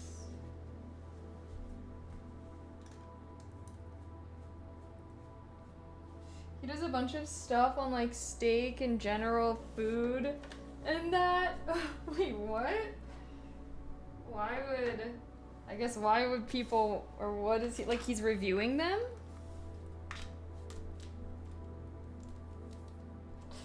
I'm not enough of a foodie to ever watch food YouTube videos. I'm like, I watch like food TikToks, but I don't know. I don't really watch. I feel like when I watch food like TikToks, it's like to get recipe inspiration or something.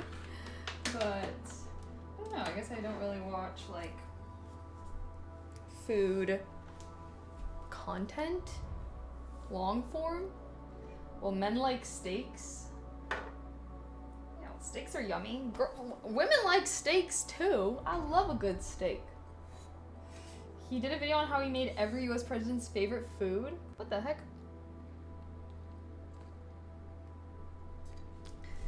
See, I feel like if I'm gonna watch a YouTube video, I feel like I want to learn interesting things. You know? So, I don't know. I guess you're learning like what different presidents' favorite. I mean, that's so irrelevant. Sorry, I guess it's not irrelevant. I don't know. Sorry, I'm not trying to be a hater. You have to start watching food videos so the cooking streams can be lit. Well, we'll see. What does jasmine smell like again? Y'all, it smells like jasmine. I don't know what to tell you. Sorry, you guys are asking what these scents are like. The lotus one is like a sweet scent. Jasmine is like a, I don't know.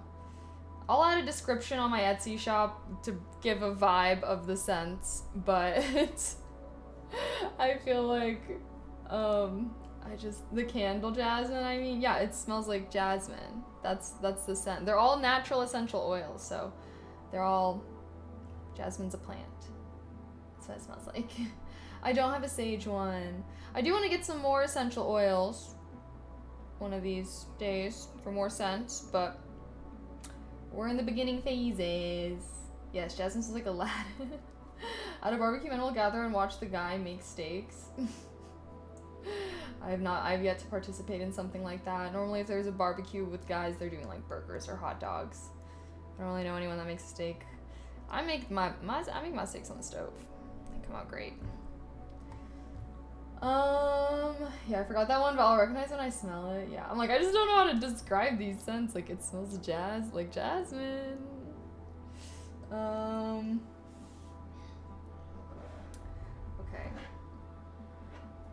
Oh, goodness. Gang! Oh, gee. Sorry. 1 second.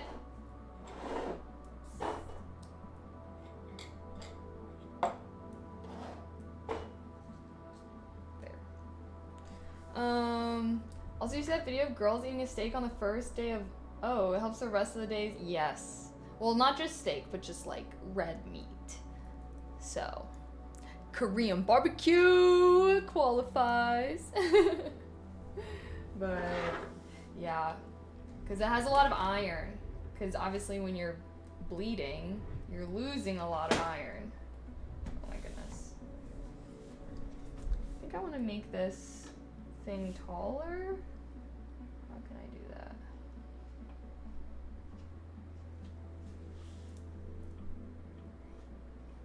that? Does it work for you?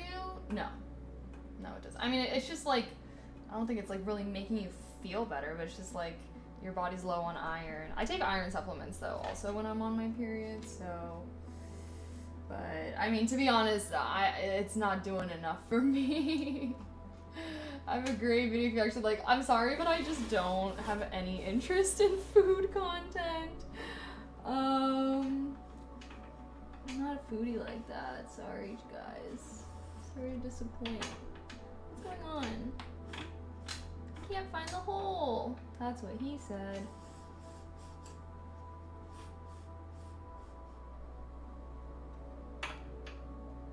I think I found the hole.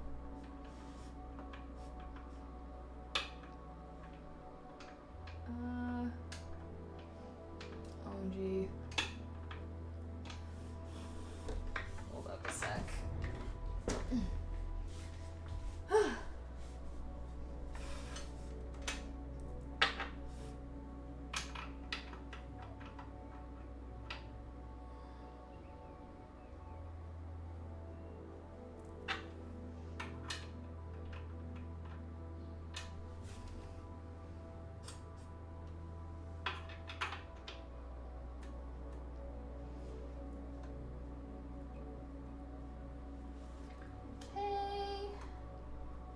Got it.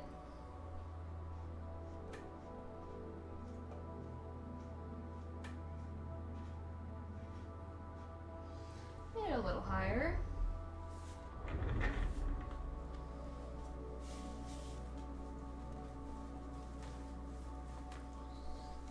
Boom. I like this little mini table. I think I found the hole. Okay, should we watch something? What the hell is going on here?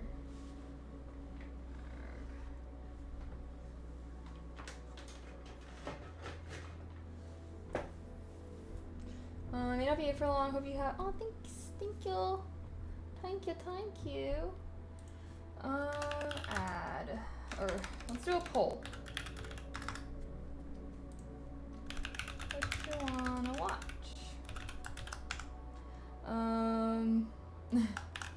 Amphetamines, fetamines,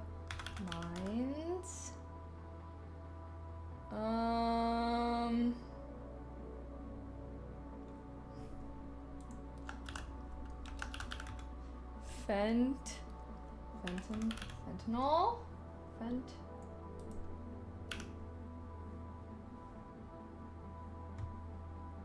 okay. There's also this quantum immortality.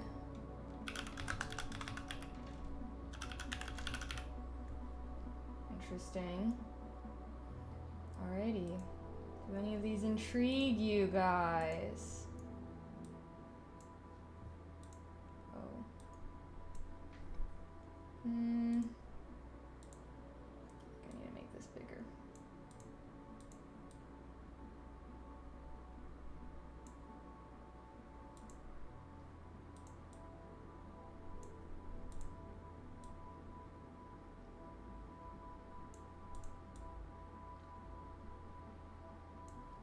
Okay, here we go.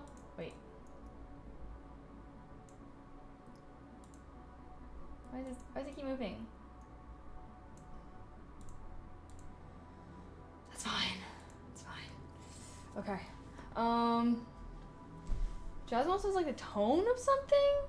Something a bit like a what? Or no, you're wrong actually.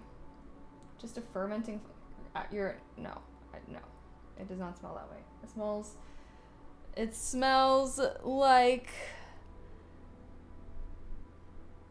a flower. It smells sweet. It smells good. It does not smell like fermented anything.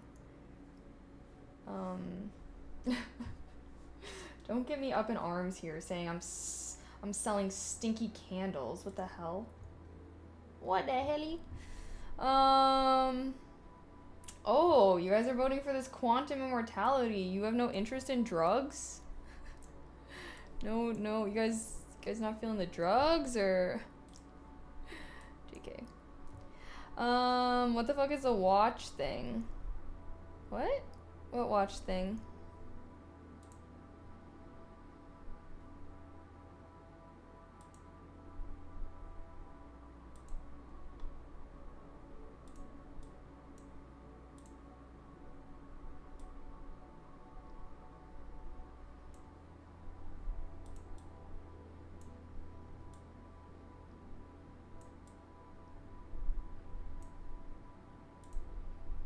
You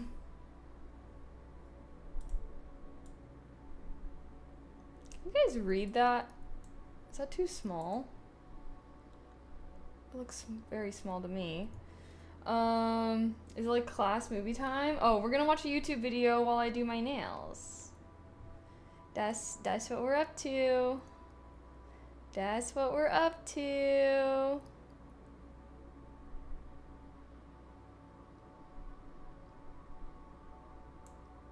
Put you over there. Okay, and then I'm gonna put...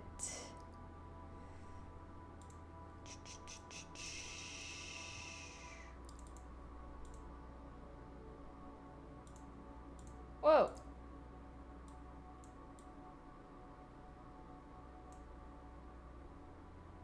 Do you guys want me to be big or do you want me to be little?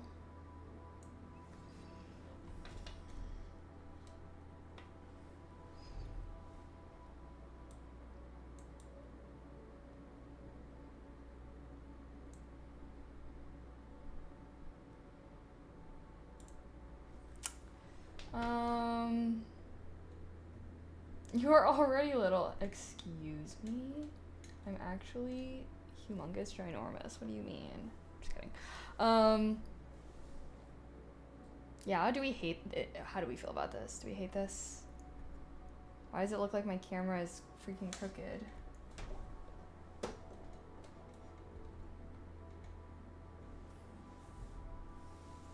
There we go.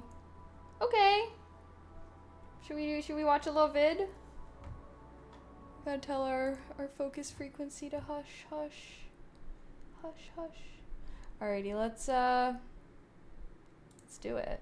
Look, I can make this bigger actually.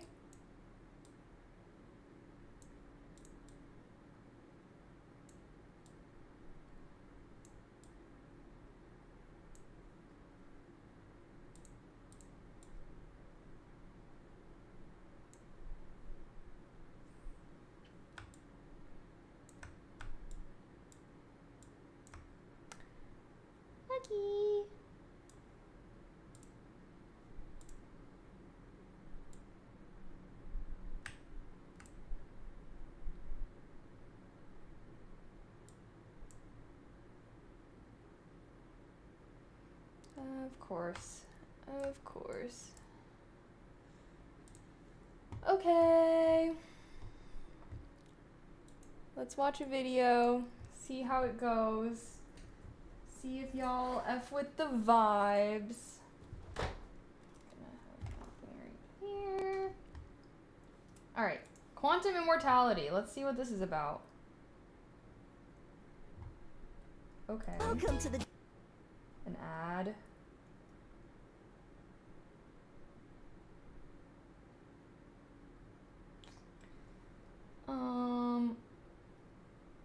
Another ad? Unskippable? What's going on with this?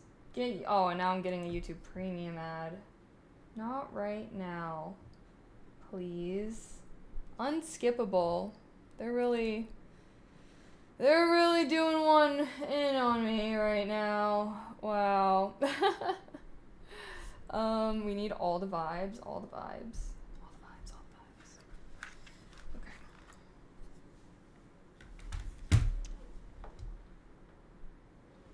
Are we done? Impossible to delete out of existence. If one of the most exciting ideas about physics, quantum immortality, is true. To test this idea, we'll put a nuclear bomb in your living room, but more on that later. This is real. Sorry, 1 second here. Wait, why is this showing this? You are a manager. Okay, cool, I don't give a fuck. Hello? You might be unkillable, impossible to delete out of existence. If one of the most exciting ideas about physics, quantum immortality, is true. To test this idea, we'll put a nuclear bomb in your living room, but more on that later. This is real science happening around one of the most successful theories of physics. To understand why, we need to tell you a story. The story of the smallest parts in the universe, atoms and fundamental particles. With everyday objects, things intuitively make sense. If you kick a marble 10 times with the same force and at the same angle, it always lands in the same spot. But if you kick an electron 10 times exactly the same way, it shows up in different places. On the most fundamental level of reality, randomness is the rule. The story that solves this is called quantum mechanics. Simplified, it goes something like this.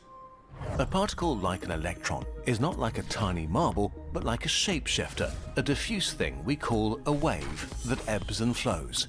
But to make it much weirder, it's not a wave of matter or energy, but a wave of probability, an immaterial essence that has values between 0% and 100%. What does that even mean? Quantum mechanics doesn't really tell us much about the electron. It only tells us how this entity that we call an electron behaves on average. Say you shoot an electron gun at your apartment. You shoot it 100 times. 80 times the electron shows up in your living room and 20 times in your kitchen. So the probability wave of our electron is 80% in the living room and 20% in the kitchen. What's deeply annoying is that this story of probability waves works insanely well in reality. It's not just some brain chart that only works on paper. Scientists have tested it in countless experiments, and it works every single time. It explains how a lot of real things work, from information passing through microchips to the atoms fusing in the center of stars. And yet, how can this story make sense? All of our other scientific stories give us a mental picture of the things they're describing. A sphere of iron at the center of Earth, an elastic fabric of space. But a wave of probability, what's that even supposed to look like? Quantum mechanics doesn't tell us anything about the electron itself, what it looks like, how it moves, or how it tastes. But if our story doesn't describe the electrons themselves, what does it describe, and how does it potentially make you immortal? What is the quantum story really about? Scientists have been debating this for a century.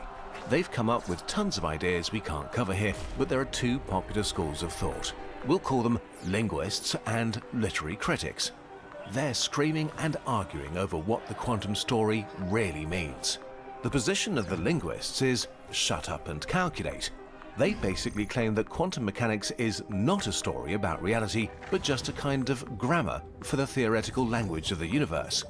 With this language, we can predict experiments, nothing else. If there is no story, there's no point in asking what the story says about the electron. Whether electrons are tiny marbles or clouds, waves of negative charge, or Detective Pikachu is missing the point. Quantum mechanics doesn't enable you to visualize any electrons. All you can do is to run experiments. And physics is all about experiments, not about creating mental pictures for us. So shut up, stop imagining fairy tales, and just use the probability wave to calculate things. Follow the grammar, ignore the plot. No, scream the literary critics. Read between the lines.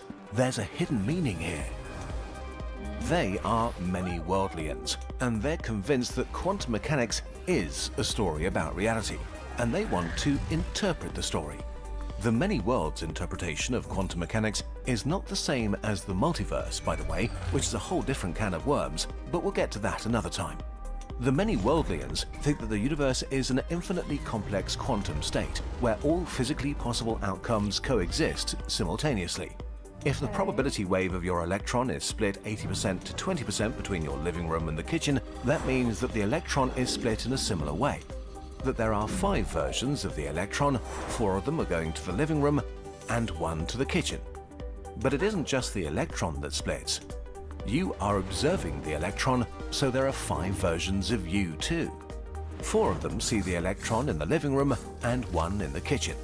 Each of these different versions of you and the electron are equally real, equally true, and all of them exist at this moment in your house.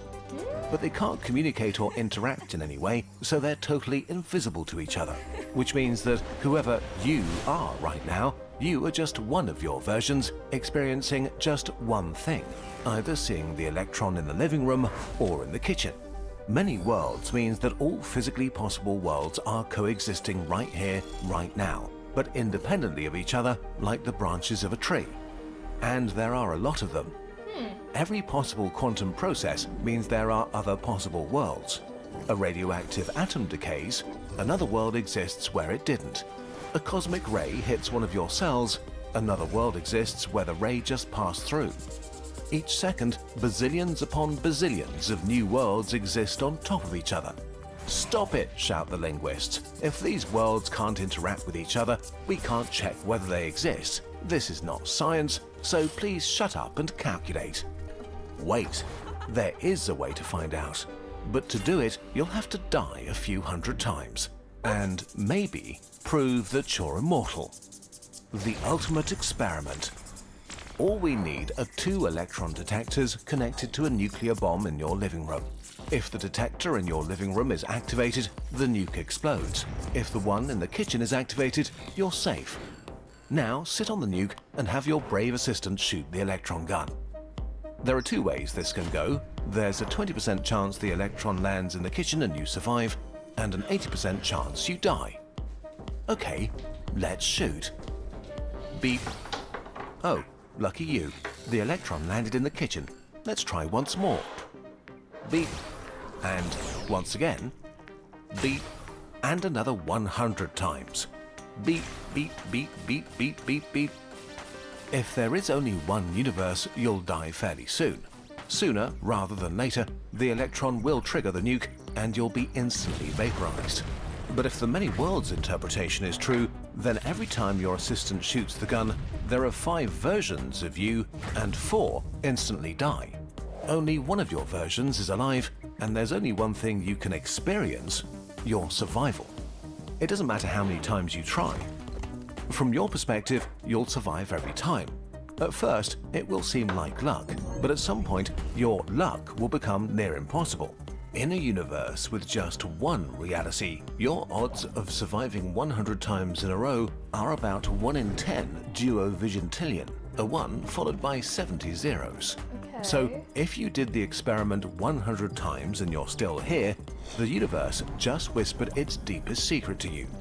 Yes, you killed hundreds of versions of yourself, but you now know for sure that the many worlds are true, because you are still here experiencing things, and that you're kind of immortal. Okay, well, all that might be a bit overwhelming. Let's break it down again. The cosmic secret.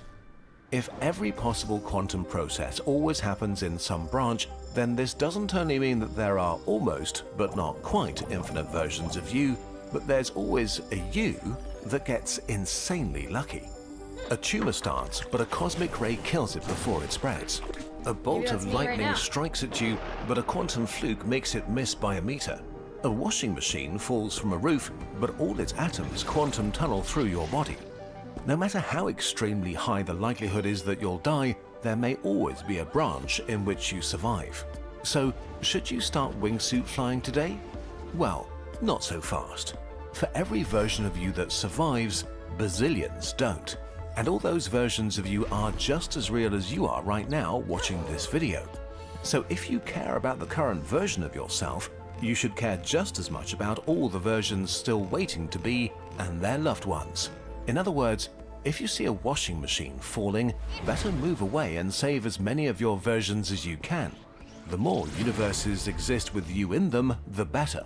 Your existence makes the universe richer. And there's another good reason to move. While the many worlds interpretation of quantum mechanics feels beautiful and elegant, that doesn't make it true. We don't know if it's true, and so far no literary critic sat on a nuke to risk being wrong. If the shut up and calculate people are right, there is just one world, just one version of you. And if the washing machine hits you, you are done for. But wouldn't this be nice to know? If the many worlds idea is true, then no matter how unlucky you get, you will always know that somewhere you are lucky. Dang. Just somewhere. Quantum mechanics is an amazing tool. Oh, there's the video. Damn, I barely even started my... Well, I guess I had to clean it. Okay. What do you guys think?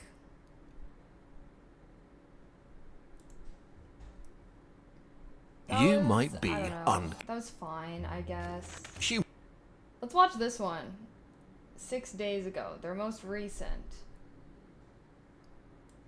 The drugs to master reality. Friday, Oh, September gosh. 5th. There I go getting ads. It was spectacular. This video feels like the thoughts of a very smart person who's extremely high.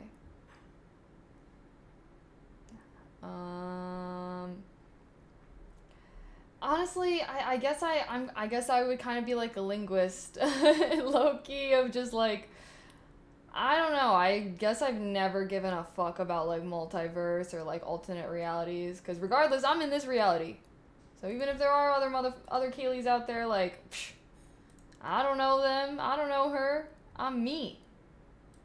Can drive you through brutal work shifts, push you through boring study sessions, or keep you dancing till dawn. They fuel ambitions and sharpen minds. We've given them to soldiers to fight harder and to children to help them focus. Today, millions of brains are running faster than evolution had ever planned. In the last 15 years, amphetamines have become one of the fastest growing drug markets in the world, second only to cannabis. Like any drug, amphetamines can be used to escape reality. But unlike any other, they promise to help us master our modern world. What makes them so appealing? And what happens to your body once you take them? Supercharging your brain. Almost everything humans do relies on focus and motivation. Whether you're working, playing, studying, creating, working out, partying, or fighting, you need to push through exhaustion, silence distractions, and stay in sync. Amphetamines are stimulants and do just this extremely well. They come in three main types: plain amphetamine, methamphetamine, and MDMA. Meth is an extremely potent and addictive version, and MDMA or ecstasy has some quite unique effects, but today we'll focus on plain amphetamine, sold on the street as speed or as prescription drugs like Adderall or Vyvanse. The main effect of amphetamines is to trick your brain to massively increase the levels of dopamine and noradrenaline. Dopamine is the chemical of motivation and excitement, like the rush when you're about to beat that impossible boss in a Souls game. What the? Noradrenaline makes your mind awake, focused, alert, and Souls sharp, reference? able to precisely and quickly move your fingers to perform In the cursive combo that that? destroys the boss. Dopamine says, yes, this matters, and noradrenaline gives you the tools to make it happen. Okay. On amphetamines, you aren't simply excited, but plugged into a hidden power source. You can quickly absorb and react to everything around you. Your attention is locked in the moment. In the best case, you enter a state of flow easily. Your mood is lifted and boring tasks seem more engaging. Distractions become less distracting in the face of your goals. Your heart pounds faster, your breath quickens, and sweat beads on your skin. Hunger fades, and fatigue dissolves. Other stimulants like cocaine peak or fade quickly, maybe crashing you and leaving you more tired than before, but amphetamines lift you up and hold you there for 4 to 14 hours. Back in the day, amphetamines used to be prescribed for all kinds of problems, to lose weight, fix your depression, or against nasal congestion. Nowadays, they're mainly prescribed for ADHD, a mental disorder that makes it hard to concentrate on things you find boring and to control your impulses. ADHD brains are basically looking for a reward that never comes. Amphetamines solve this by providing this reward, turning a super easily distracted scatterbrain into a focused one. In the last decades, ADHD diagnoses in kids and adults in the US have skyrocketed, leading to an unprecedented amount of prescription amphetamines. But amphetamines aren't just drugs, they're tools. Performance-enhancing tools perfectly aligned with our most mainstream ambitions. And if they manage to keep you awake and focused better than coffee or energy drinks, why not get your daily performance boost with a dose of amphetamines? They're made in labs, prescribed by doctors, and safely taken by millions after all. So their legal and illegal use has surged in many workplaces, particularly in very stressful or highly competitive industries that require long hours and intense focus. From tech to finance bros, from cooks or truck drivers to surgeons or nurses. In the US alone, more than 4 million people illegally use prescription stimulants. Especially college students have started to rely on them more and more, not to party, but to push for better grades. Concentrating and studying are hard enough on their own, but even more so in times where short-form videos and endless scrolling have nuked our attention spans. Some believe they have undiagnosed ADHD, that their struggle to concentrate is a flaw that needs chemical fixing, or they simply want an easy edge to achieve more. Imagine you're cramming for finals. Someone offers you a pill and the fog in your brain lifts. 8 hours vanish in a hyper-focused blur. Should you take another one tomorrow? This is starting to sound like a commercial. But the frank reality is that amphetamines promise an easy fix to things that many of us struggle with. But of course, nothing good in life comes for free. Speed crash. The dark side of amphetamines comes in 2 flavors: unpleasant side effects and serious health risks. The least negative bad experience may be that amphetamines work, just not for the right thing. Instead of finally writing the paper that's due tomorrow, you hyper-focus on grinding your game, and then the day's over. Congrats on the new item, but you'll still fail your class. More serious is that noradrenaline puts your body into fight or flight mode, which can make you feel nervous, tense, and on edge. Your heart beats faster and your breaths are shorter, which is exactly how your body feels when you experience anxiety or panic. Suddenly, you feel extremely worried or can't stop ruminating.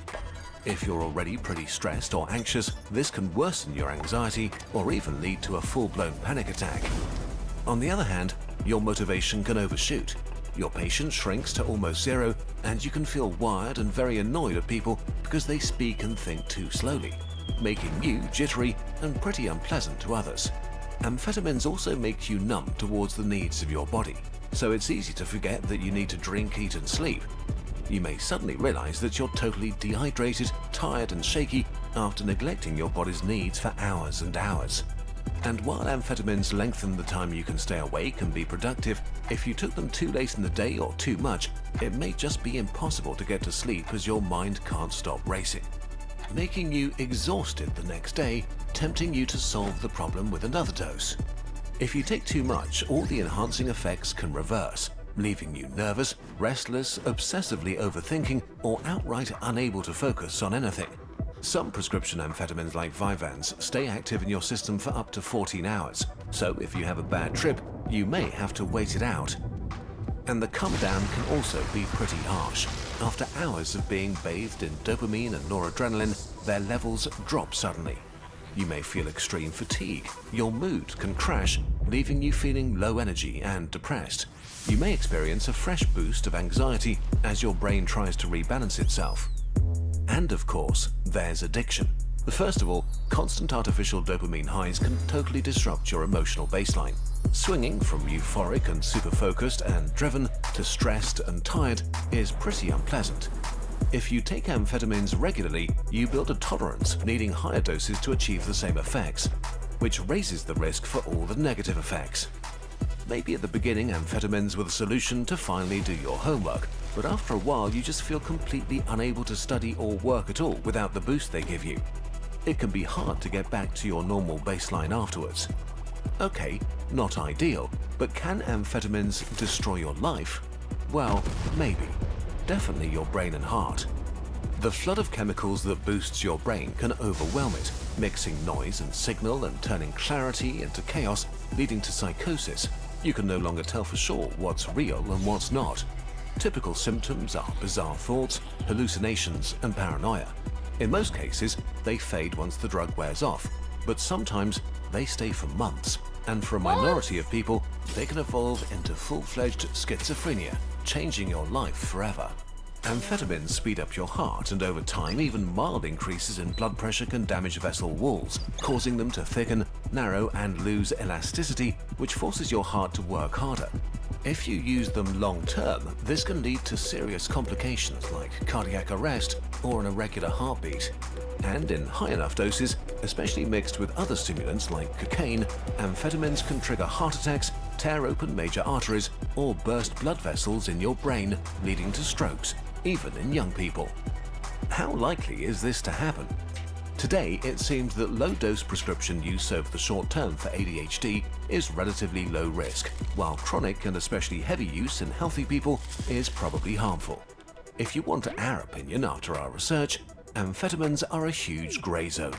A part of society runs on speed because it wants to work more, be more focused, faster, and longer. For some people, they're an effective way to treat a real underlying condition. For some, they're a great health risk. Without medical guidance and proper care, amphetamines can turn you into a terribly on-edge, anxious, and unpleasant version of yourself. They are an easy but also a short-term fix, and probably not a sustainable long-term solution if you do not have an underlying condition. You can brute force your mind and body to do what you want them to right now, but amphetamines are not helping you to acquire better habits or to grow and become a better version of yourself. But we're not the health police. You do you. But hopefully, you do so as informed and responsibly as possible. Luckily, there are other ways to supercharge your mind and become a sharper version of yourself. Our favorite way to do this by far is with Brilliant. Brilliant helps you become a better thinker and problem solver, with thousands of visual interactive lessons in maths, science, programming. That one was interesting. I thought that one was more interesting than the last one. But yeah, like I did not know that you could have long-term hallucinations from taking Adderall. Like, that's crazy. Who knew? Who knew? Not me. And also doing my top coat. This nail polish was very pigmented, so I only need to do one coat. What do you guys think? I do remember, like, the first time I ever took Adderall when I was in, like, college or whatever. Is it college? I don't know. Anywho, the first time I ever took it, I literally, like, did not sleep at all the next night. Like, I just fully could not sleep. I was tweaking. But I think that's because it was, like, the XR or whatever, and I definitely did take it too late. But yeah, when they were talking about that, I was like, oh my gosh, that did happen to me. But, hey, gotta be good to be aware of those health risks.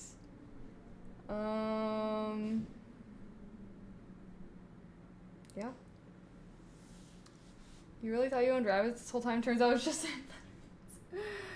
Yeah, I genuinely had no idea it could, like, cause hallucinations and stuff like that. That is pretty crazy. I don't know anyone that's happened to, but I do have some friends with ADHD and whatnot that take it. I feel like there's so many different kinds, though. Whenever I talk to them about it, they're like, oh, there's, like, Ritalin, Vyvanse, all these other kinds, and I'm like, I don't know. I don't really know what the difference between all of them are. Okay, I basically finished one hand. Should we watch another video from them? Should we watch the fentanyl one? Now, I will say I've never done this one, so I don't know what it's like. Does it feel that good? All I know about it is that it could kill motherfuckers, so it makes me a little sus. Nails looking pretty, thank y'all. You just on the nuke. Hopefully become a better version of yourself. Okay. Should we watch this fentanyl one? Let's watch. Fentanyl must be amazing. Loads of people give up on everything that makes life good for it. Their loved ones, any other possessions or pursuits, homes, their dignity, and even their lives. But actually, fentanyl is garbage heroin, inferior in every single way but one. It's the perfect drug for dealers. And while we hear a lot about how deadly fentanyl is, many people it kills are not even fentanyl addicts. It's truly the dumbest drug to ruin your life for. Let's learn what fentanyl does to you, what it feels like, and why it's so much lamer than heroin. Lamer? Pain and pleasure. Maybe the two most important forces that guide our survival are pain and pleasure. Pain may be the most visceral physical experience. A claw ripping your flesh, a bone cracking. Rejection eating your soul. Pain can be scary and unbearable. It's the strongest signal our bodies have to make us avoid harm. Pleasure is what makes life good because it feels, well, amazing. Eating things that are sweet or high fat, having sex, or opening another booster pack with your friends. Anything that makes you feel pleasure makes you want to do it again. These two opposing forces guide you through life. Pain shouts, "Stop, this is bad." Pleasure cheers, "More, do that again." But while they are opposites, they're also linked. Sometimes our body needs to end pain and create pleasure at the same time. After giving birth, pain gets toned down and the mother is showered in happy hormones so she can bond with the newborn child. During an intense hunt, the hunter forgets the physical exhaustion and minor injuries. Both are technically not great experiences, but need to be repeated for our survival. And nature invented a powerful mechanism to achieve this: the mighty opioid receptor. It's like a keyhole on the neurons that control pain and pleasure. If activated, it reduces pain and how much you care about pain, and it creates pleasure and good feelings. The details are complex and not relevant for this story. What you need to know is that any molecule that can fit into an opioid receptor like a key is called an opioid. Opioids are extremely powerful, so when your body uses natural opioids like endorphins when you laugh, it releases only a tiny amount exactly where they're needed. So the effects are mild and localized. Your sprained ankle feels better, a painful memory subsides, you get a boost of happiness meeting an old friend. And now we're getting to drugs. Humans found opioids in nature like morphine and were quite taken by them. They got refined into a whole family of drugs used in hospitals and to relieve patients that are in immense pain. Codeine, OxyContin, Vicodin, and of course, heroin, and the worst of all, fentanyl. Before we can explain why fentanyl is the most garbage drug, we need to do something fun. Let's inject some heroin together. Oh. Ready? I'm The ready. supernova of pleasure. Heroin rushes through your entire body and flips every opioid receptor it finds. A rapid cascade of things happens everywhere all at once. Damn. A she's having symphony good time. of intense sensations. Every cell regulating pleasure is now high. Without their control, floodgates of happy hormones open and fill you up top to bottom with pure bliss. A cup of coffee, a nectar of joy. This song you like, a celestial symphony. A cuddle, pure love from the center of the universe. Wherever you felt pain before, from wounds or aching joints or menstrual cramps or loneliness or self-loathing, it's gone now. You are simply unable to feel pain or care about it anymore. Like dimming the lights in a cozy room, your brain's alert system is put to sleep and you feel at ease, warm and serene. Any stress melts away and dissolves into a dreamlike haze. You're no longer worried or tense about anything. This peace even spreads to your essential organs, slowing your breath, soothing and slowing your intestines. Your chest rises and falls like the gentle waves of a quiet shore. You're sailing a sea of calm and happiness that feels perfect and eternal. The full load of a strong opioid like heroin for the very first time is one of the most amazing feelings humans can experience. For a few hours, you're in heaven. And this is exactly the problem. Your brain is not equipped to handle anything like it. You feel too good. But nothing lasts forever, and now you're in trouble. You just experienced the best feeling you ever felt. Your brain's reward center is completely fried and can't comprehend what happened. If what you did felt this good, it has to be amazing for your survival, and you should do it again. Except you can never ever feel this good again. This will be your peak life moment forever. You may forever chase this feeling you had this very first time. And now you're back in the regular world, with your insecurities, where your knee hurts, regular tasting coffee, and having to work hard for happy hormones. Comparison is the thief of joy, and now you have your life to compare to a supernova of bliss. The indescribable feeling comes with a damage to your sense of life and self that may be irreparable. And this is not even the worst. Opioids are incredibly addictive, and the addiction among the worst you can have. The supernova of pain. Once you've taken opioids a few times, your brain has had enough. The cells controlling pain and pleasure are constantly high and drowsy, so it boosts them and makes them hyperactive. This happens very fast, sometimes after a few days of use. You've developed an opioid tolerance, toning down all the nice effects you're doing the drugs to achieve. To feel like before, you'll need way higher doses. Now, you're at a crossroads. Quit and have your system go back to normal fairly quickly, or keep going and take more. You take the wrong turn. Over the next few weeks, your brain keeps pushing back and you keep taking more. The effects are not quite what they were, but still mildly nice. Until one day, you can't get opioids and realize your body is now your enemy. Your systems are so hyperactive that they make you feel the opposite of what the drug was doing. Welcome to withdrawal. It all starts with a creeping unease. Instead of being euphoric and happy, nothing feels good anymore. Your coffee is tasteless, your favorite song lame, your loved ones distant. A storm of negative emotions shatters your sea of calm. Serenity is replaced by anxiety and angst, like something terrible is imminent. Your worries, insecurities, and all the fears you suppressed aren't just back, but amplified into an existential crisis. You're so restless you can't sit still. Your heart is beating too fast. You shiver, sweat, hyperventilate. Your pain circuits are now oversensitive, so your bones and muscles ache and hurt for no reason. Old wounds, physical and mental, torture you. You have belly cramps and diarrhea and have to vomit. You're too agitated to rest. A war inside your body that you can't escape. And of course, there's the craving, screaming for you to make it stop. Your mind and body beg for a hit. You can be in this state for up to 2 weeks, or make it stop right away. Okay, so why not just take heroin forever and feel amazing always? The fun thing is that it doesn't work this way. You get tolerant to the nice effects like euphoria faster than to the bad ones like dangerously slow breathing. So it turns from touching the love center of the universe to mostly drowsy numbness and relief from withdrawal. Now you don't take opiates to get to heaven, but to avoid hell. You're in a prison of your mind and body, unable to connect with all the things that could actually make you feel good. Opioid addiction is brutal and extremely hard to escape.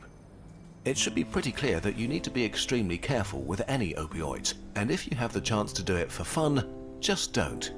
There's a very real risk that your life might just be over, and that you'll go through hell. Now that we've seen the heaven and hell of heroin, we can get to fentanyl, the garbage drug. Fentanyl is really garbage heroin. Everything we just described is true in different intensities for most opioids. They can be great, all of them can be hell. Heroin is just sort of the strongest, except it isn't. Fentanyl is around 50 times more potent than heroin, but that doesn't mean 50 times more amazing. Quite the opposite.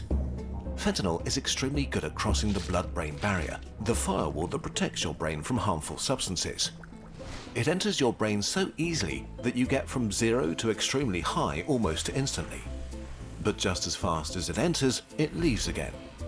A heroin high can last 6 hours. One from fentanyl can fade in minutes. Fentanyl doesn't feel as good as heroin. Instead of a supernova of bliss, you mostly get the black hole of nodding away. But it comes with all the withdrawal symptoms. As a bonus, because fentanyl acts so quickly on your brain, it fries your reward center even more, making it even more addictive than heroin. And since you only need so little of it, it's super easy to overdose and die by accident. It's the deadliest illegal drug in US history by far. Between 2013 and 2023, it killed about 400,000 Americans. Fentanyl really is garbage heroin. Too dangerous, too intense, too addictive, too little fun. But then why are so many people taking it? Well, actually, nobody wants to. Fentanyl is not for users, it's for dealers. The house always wins. Fentanyl is a drug dealer's dream. One truckload could supply the entire US for 1 year. It's cheap to make and easy to smuggle. Heroin needs plants and fields and way more space. So garbage fentanyl just took over the heroin supply. It might have seemed great for heroin addicts at first, and then its trap snapped close. While some people may seek out fentanyl specifically, several studies have found that most opioid users try to avoid it. Even worse, a lot of people who die from fentanyl don't take it willingly. Dealers want people to come back for their product, and by adding a tiny trace of fentanyl to any drug, they can make it more addictive. Even if people don't realize they took an opioid, they'll feel its effects. So dealers started to mix all kinds of drugs with fentanyl, turning the entire US drug market into a minefield where any trip can be your last. Because way too often, they put a bit too much in their mixes. In 2022, the combination with pills, often counterfeit oxycodone and benzodiazepines, accounted for about 20% of all fentanyl deaths. In 2023, the US authorities seized 115 million pills with fentanyl. 70% contained a lethal dose. About half of fentanyl overdoses came where you expected the least. from stimulants like cocaine and meth. A lot of people may have taken these mixes on purpose, but many others just wanted to party and weren't ready for an opioid surprise. This is especially dangerous because if you've never tried opioids, you can overdose very easily. Fentanyl really has no upsides outside medical use. For dealers and cartels, it means easy profit. For users, it means a worse opioid addiction and a worse life. For people who would never ever try it, it can be a death sentence they didn't see coming. No matter how alluring they are, using opioids even in safe settings is playing with fire on the best of days. Fentanyl is a garbage drug that turns this fire into a raging furnace, increasing the risk of death massively. There's really only one conclusion to draw here. If you have the choice, don't step into the supernova of pleasure, because the danger of it turning into a supernova of pain is just too high. Getting to the root of an issue requires looking at all sides and thinking critically about the information we consume. In today's world, this can be difficult. This is why Ground News is such an important tool today. We believe in their mission and are proud to have them sponsor this video. In a nutshell, the app and website combine the world's news in one place so we can do just that. Take the reporting on a US bill about harder punishments for fentanyl smugglers. Fewer than 75 sources worldwide reported on the story, but the headlines were quite... Okay, that one was interesting. What'd you guys think? I did a school report in health in high school on heroin one time. And I got the idea in my head that if I ever am like, oh, I'm gonna die, that I maybe I'll have to do it one time for the one time. Because everything about it's like, oh, the first time you ever do it, it's like gonna be the best moment ever in your life. And then addicts kind of spend the rest of their addiction chasing that first high. But I'm like, shit, if I found out I was gonna die the next day or something, like, I might have to go see what that's about. Sounds like a good time, as long as you don't plan on living any sort of life afterwards, you know? 'Cause like they said, one time is all it takes to get addicted. What if you don't die, though? Well, we're saying in a situation where I'm guaranteed death. Not a probability, but a guarantee. I'm just, you know, so curious about it. But yeah, don't do that. Don't do heroin. Fentanyl. Damn, that's kind of sad. I mean, it's sad that like a lot of people that like get hooked, like they didn't intend to do so. Pretty messed up, I gotta say. Pretty messed up on the drug dealers. Screw those guys. I'll say that. Reason for doing it is also the problem. Wait, what? Interesting business model. Business model? What do you mean? I'm sorry to hear that. Yeah, no, overdoses ain't no joke. Actually, yeah, the movie Beautiful Boy, I thought was a very good movie. Really depicted addiction and everything, but I think he was doing meth. So, yeah. So, let's see. We basically watched like a meth video and a heroin video in a way. It seems to me like meth is like a tweaky high. Like you're on one, you know? Versus heroin's like a chill high. Like you're just laying there. Well, I don't really know. I always thought meth was like... Actually, I have no idea. I mean, I've never done these. These ones are a little out of my league. I guess we do not condone that, but... Sorry, almost done painting my nails. I really like how pigmented this nail polish is. I only had to do one coat. It made me... I feel like I just did this so fast. Normally my nails take me like 2 hours.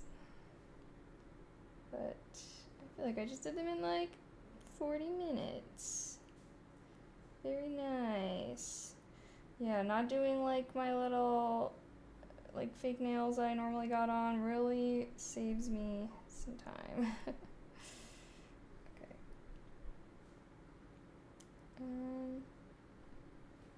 Yay. Both not worth. Yes, both of those are a little crazy. I don't think anyone should be doing that. I don't think there's any, I don't think there's any legit reason to be doing those ones. There's way more fun ones with not as much risk. So, I'll stick with those. Weed is all you need, and maybe shrooms and LSD every year or so. I do enjoy having an occasional trip, but yeah, for sure not. I took acid and Molly at the same time the other day. A candy flip? You did a candy flip? Well, I don't know if I've done that.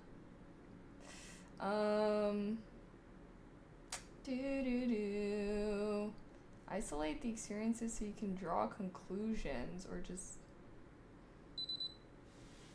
Well, yeah. Well, the thing with psychedelics is you build tolerance really fast. So it's like you can't really get addicted to psychedelics. I mean, I don't know, unless you're really determined. Because you can't really do them back-to-back days. You just won't feel anything the second time. So that's why I feel like those are if the drug ain't gonna, I don't know. I feel like addiction is the worst risk for a lot of drugs, regardless of it.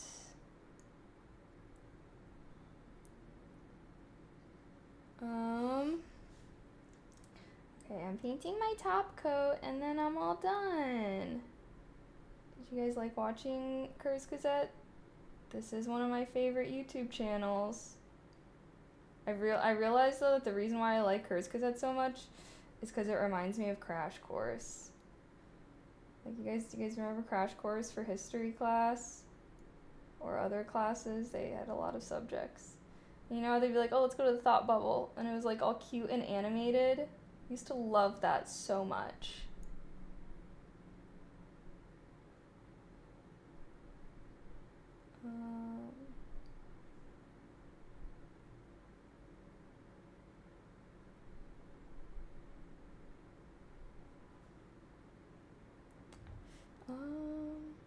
Terrence McKenna says the more addicting they are, the worse they are. Yes. Stay away from drugs that are super addicting. Because, yeah, I don't know. It's I want to be in control of my own mind. I like letting loose every now and then, having a good time. But, I don't know. I would not want to have, I don't know. I mean, I guess not a hot take. Struggling with a drug addiction doesn't seem like a great time at all. So, I think I'm going to have to pass on that one. And hopefully I can try and avoid that.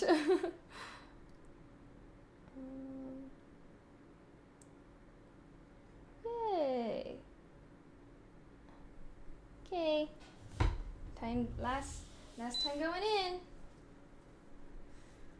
I do think, what time is it? It's almost 8 p.m. already? OMG. It is probably time for me to peace out, Butter Scout. But I'll send you guys to my ASMR channel if y'all want to hang around. If the drug from Limitless existed, I would 100% take it. I don't think I ever saw that. I remember seeing ads for it. Take this drug and you unlock 100% of your brain. Which, I mean, we already use most of our brain, so. I turned to a pumpkin too early. What are you talking about? What you talking about? That's another movie? Oh. Wait, what's the drug from Limitless then? I thought that was it. You're telling me there's well, I guess let me wait for your response before I start jumping to conclusions here. Yay! Pink. Hot pink. Is this too hot pink? I felt like it was cute. I feel so diva. I feel so diva.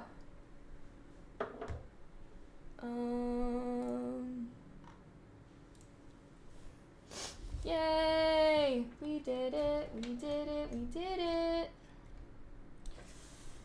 Oh, okay, chat. I do think it's probably time for me to go. Unless you guys have any final yaps for me. I'm kind of hungry, so I think I'm gonna eat dinner. Eat dinner.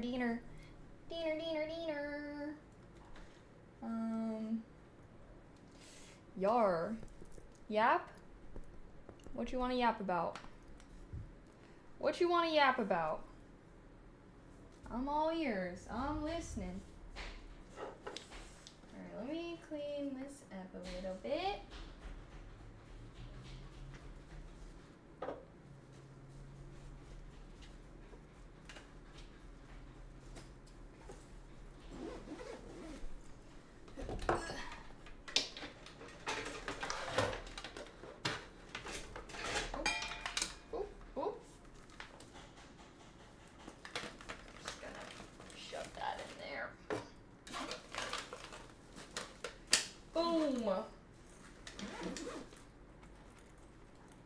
Woohoo!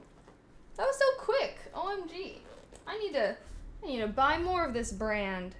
It really changes the game when I only got to do one coat. Which makes sense. My last nail polish I had to do 3 coats. But this took a third of the time because of that. Who'da thunk? Oh wait, I do have to file. What book am I reading right now? I actually just started reading Fahrenheit 451. I did not read that one for school. I think I did like Brave New World during our dystopian unit. So I got some of the old, like the popular dystopian books.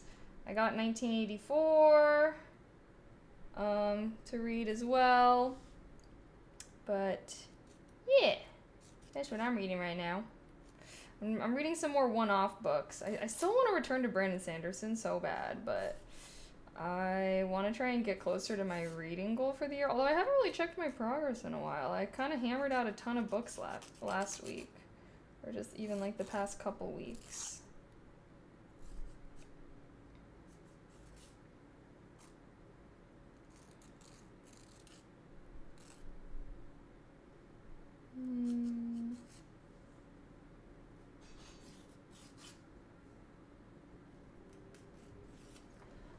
So much potential and they just threw it away. Really? Classic dystopia books are great. Yeah, like Animal Farm is super short read. Yeah, no, that one I did read for school, but I also got that book because it was like $5. It was like in the recommended once I was like buying these other classic dystopia books. But yep, I'm like gotta go back. I've also been wanting to read Crime and Punishment. I have not read that before. Just trying to read some like one-off shorter books that I've been having on my bookshelf because I keep committing to these really long series and I'm like, okay, let's just hammer out some of these books that I want to read that I know I can read quickly. You know, because I do really want to start the Stormlight Archive series this year. So yeah, I'm thinking once I hit my goal, I can do that.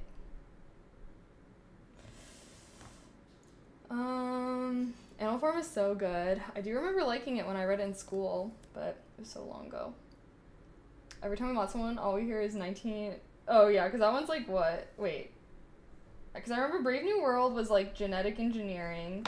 Fahrenheit 451 was censorship. What was 1948? Because I remember when my school did these books as like one unit under dystopia, and then we like learned about all of them, but we only read one. So I don't think I read 1984 either. Is 1984 also like I thought 1984 was like mass surveillance. I guess it could be having multiple things going on.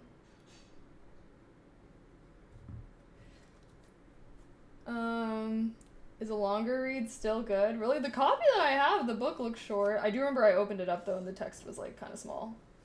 I was like, oh, debated?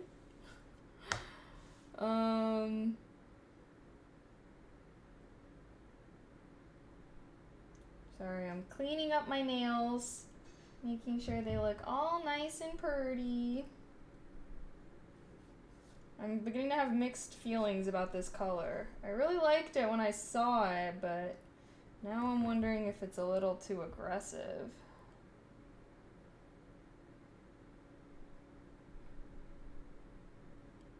Well, I can keep it for at least like a week or something. I don't know, I'll need to wear some hot pink, I guess.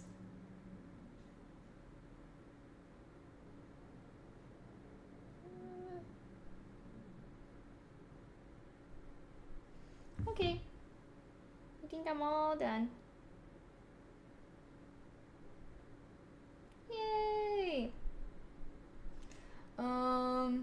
The only people that weren't even alive in 1984 use that when we mod them, though. They misapply it. Oh. Maybe it's the perfect teaser. I'll have to do a song inspired by Overall since you're into that kind of stuff. Ooh. Okay. Or you can send it in the Discord, then everyone can see it. I don't know if we still have a music channel. Maybe, maybe not. Okay, chat. I'm pretty hungry though, so I do think I'm gonna go peace out, eat some dinner, have a chill night after our day of productivity. Were you productive today? I hope so. I was productive today. We did all 30 of our tasks. Woohoo! But yeah. Here's our word of the day. Trite. You say it about a remark, opinion, or an idea, and it means overused and consequently of little import, lacking originality or freshness. It's basically a way of saying that someone's ideas or opinions or thoughts are basic, bro. Use some critical thinking skills. How about make an original thought, dude? So yeah, you can like totally use this word next time you're trying to roast someone, you know, call their ideas trite, and then maybe they won't even know what it means, and then you can call them an idiot again. Woohoo! Just kidding. Okay, chat. But I'm gonna have you guys raid my ASMR channel, I'm thinking. And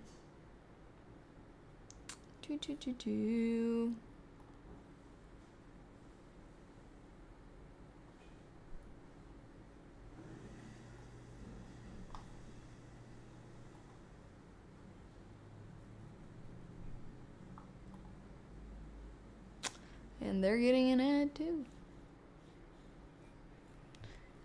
Okay. What the heck? I lost my mouse. I lost my mouse. What's going on?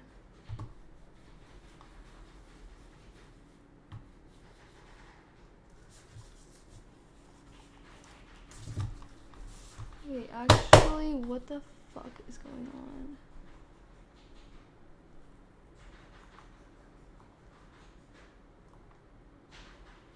Okay, I got it. I figured it out.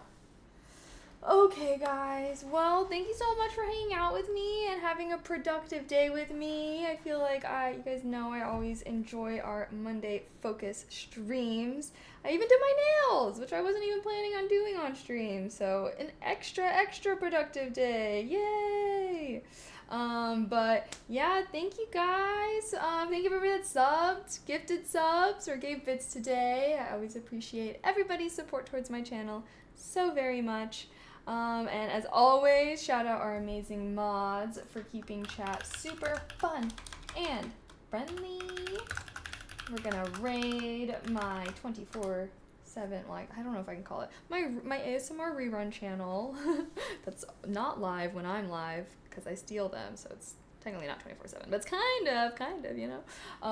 But yeah, thanks. I am planning. Well, no stream tomorrow. Like I said, I have to take the bunnies to the vet. I have my pottery class. I need to go get a PO box and ship out all my candles. Thank you to my customers. So we will be doing another stream on Wednesday, and we'll be doing another focus stream because I don't think you guys were vibing with the Thursday focus streams. So we'll do gaming on Thursday, and then this Friday I will be doing a charity stream. And yeah, we'll be doing lots of fun activities. So yeah, this was the charity stream that I was supposed to do in the summer. Or like, you know, a little while ago. I was gonna do their spring for love, but now we're doing their summer for love. So that's gonna be this Friday, okay? I meant to be talking about it last week and I just forgot because I'm a bozo. So this Friday, I'm gonna plan a ton of fun goals. I'm gonna see if some of my friends want to come and join. And yeah, we're gonna have a good time. So for sure, come on Friday, okay? And hey, you can write off your charity donation taxes. So it's a win-win. You help a good cause and you help yourself. Okie dokie. Heart. Heart you guys so much, and I will see you guys on Wednesday. Sound good? Okay. Good night, everyone. Bye.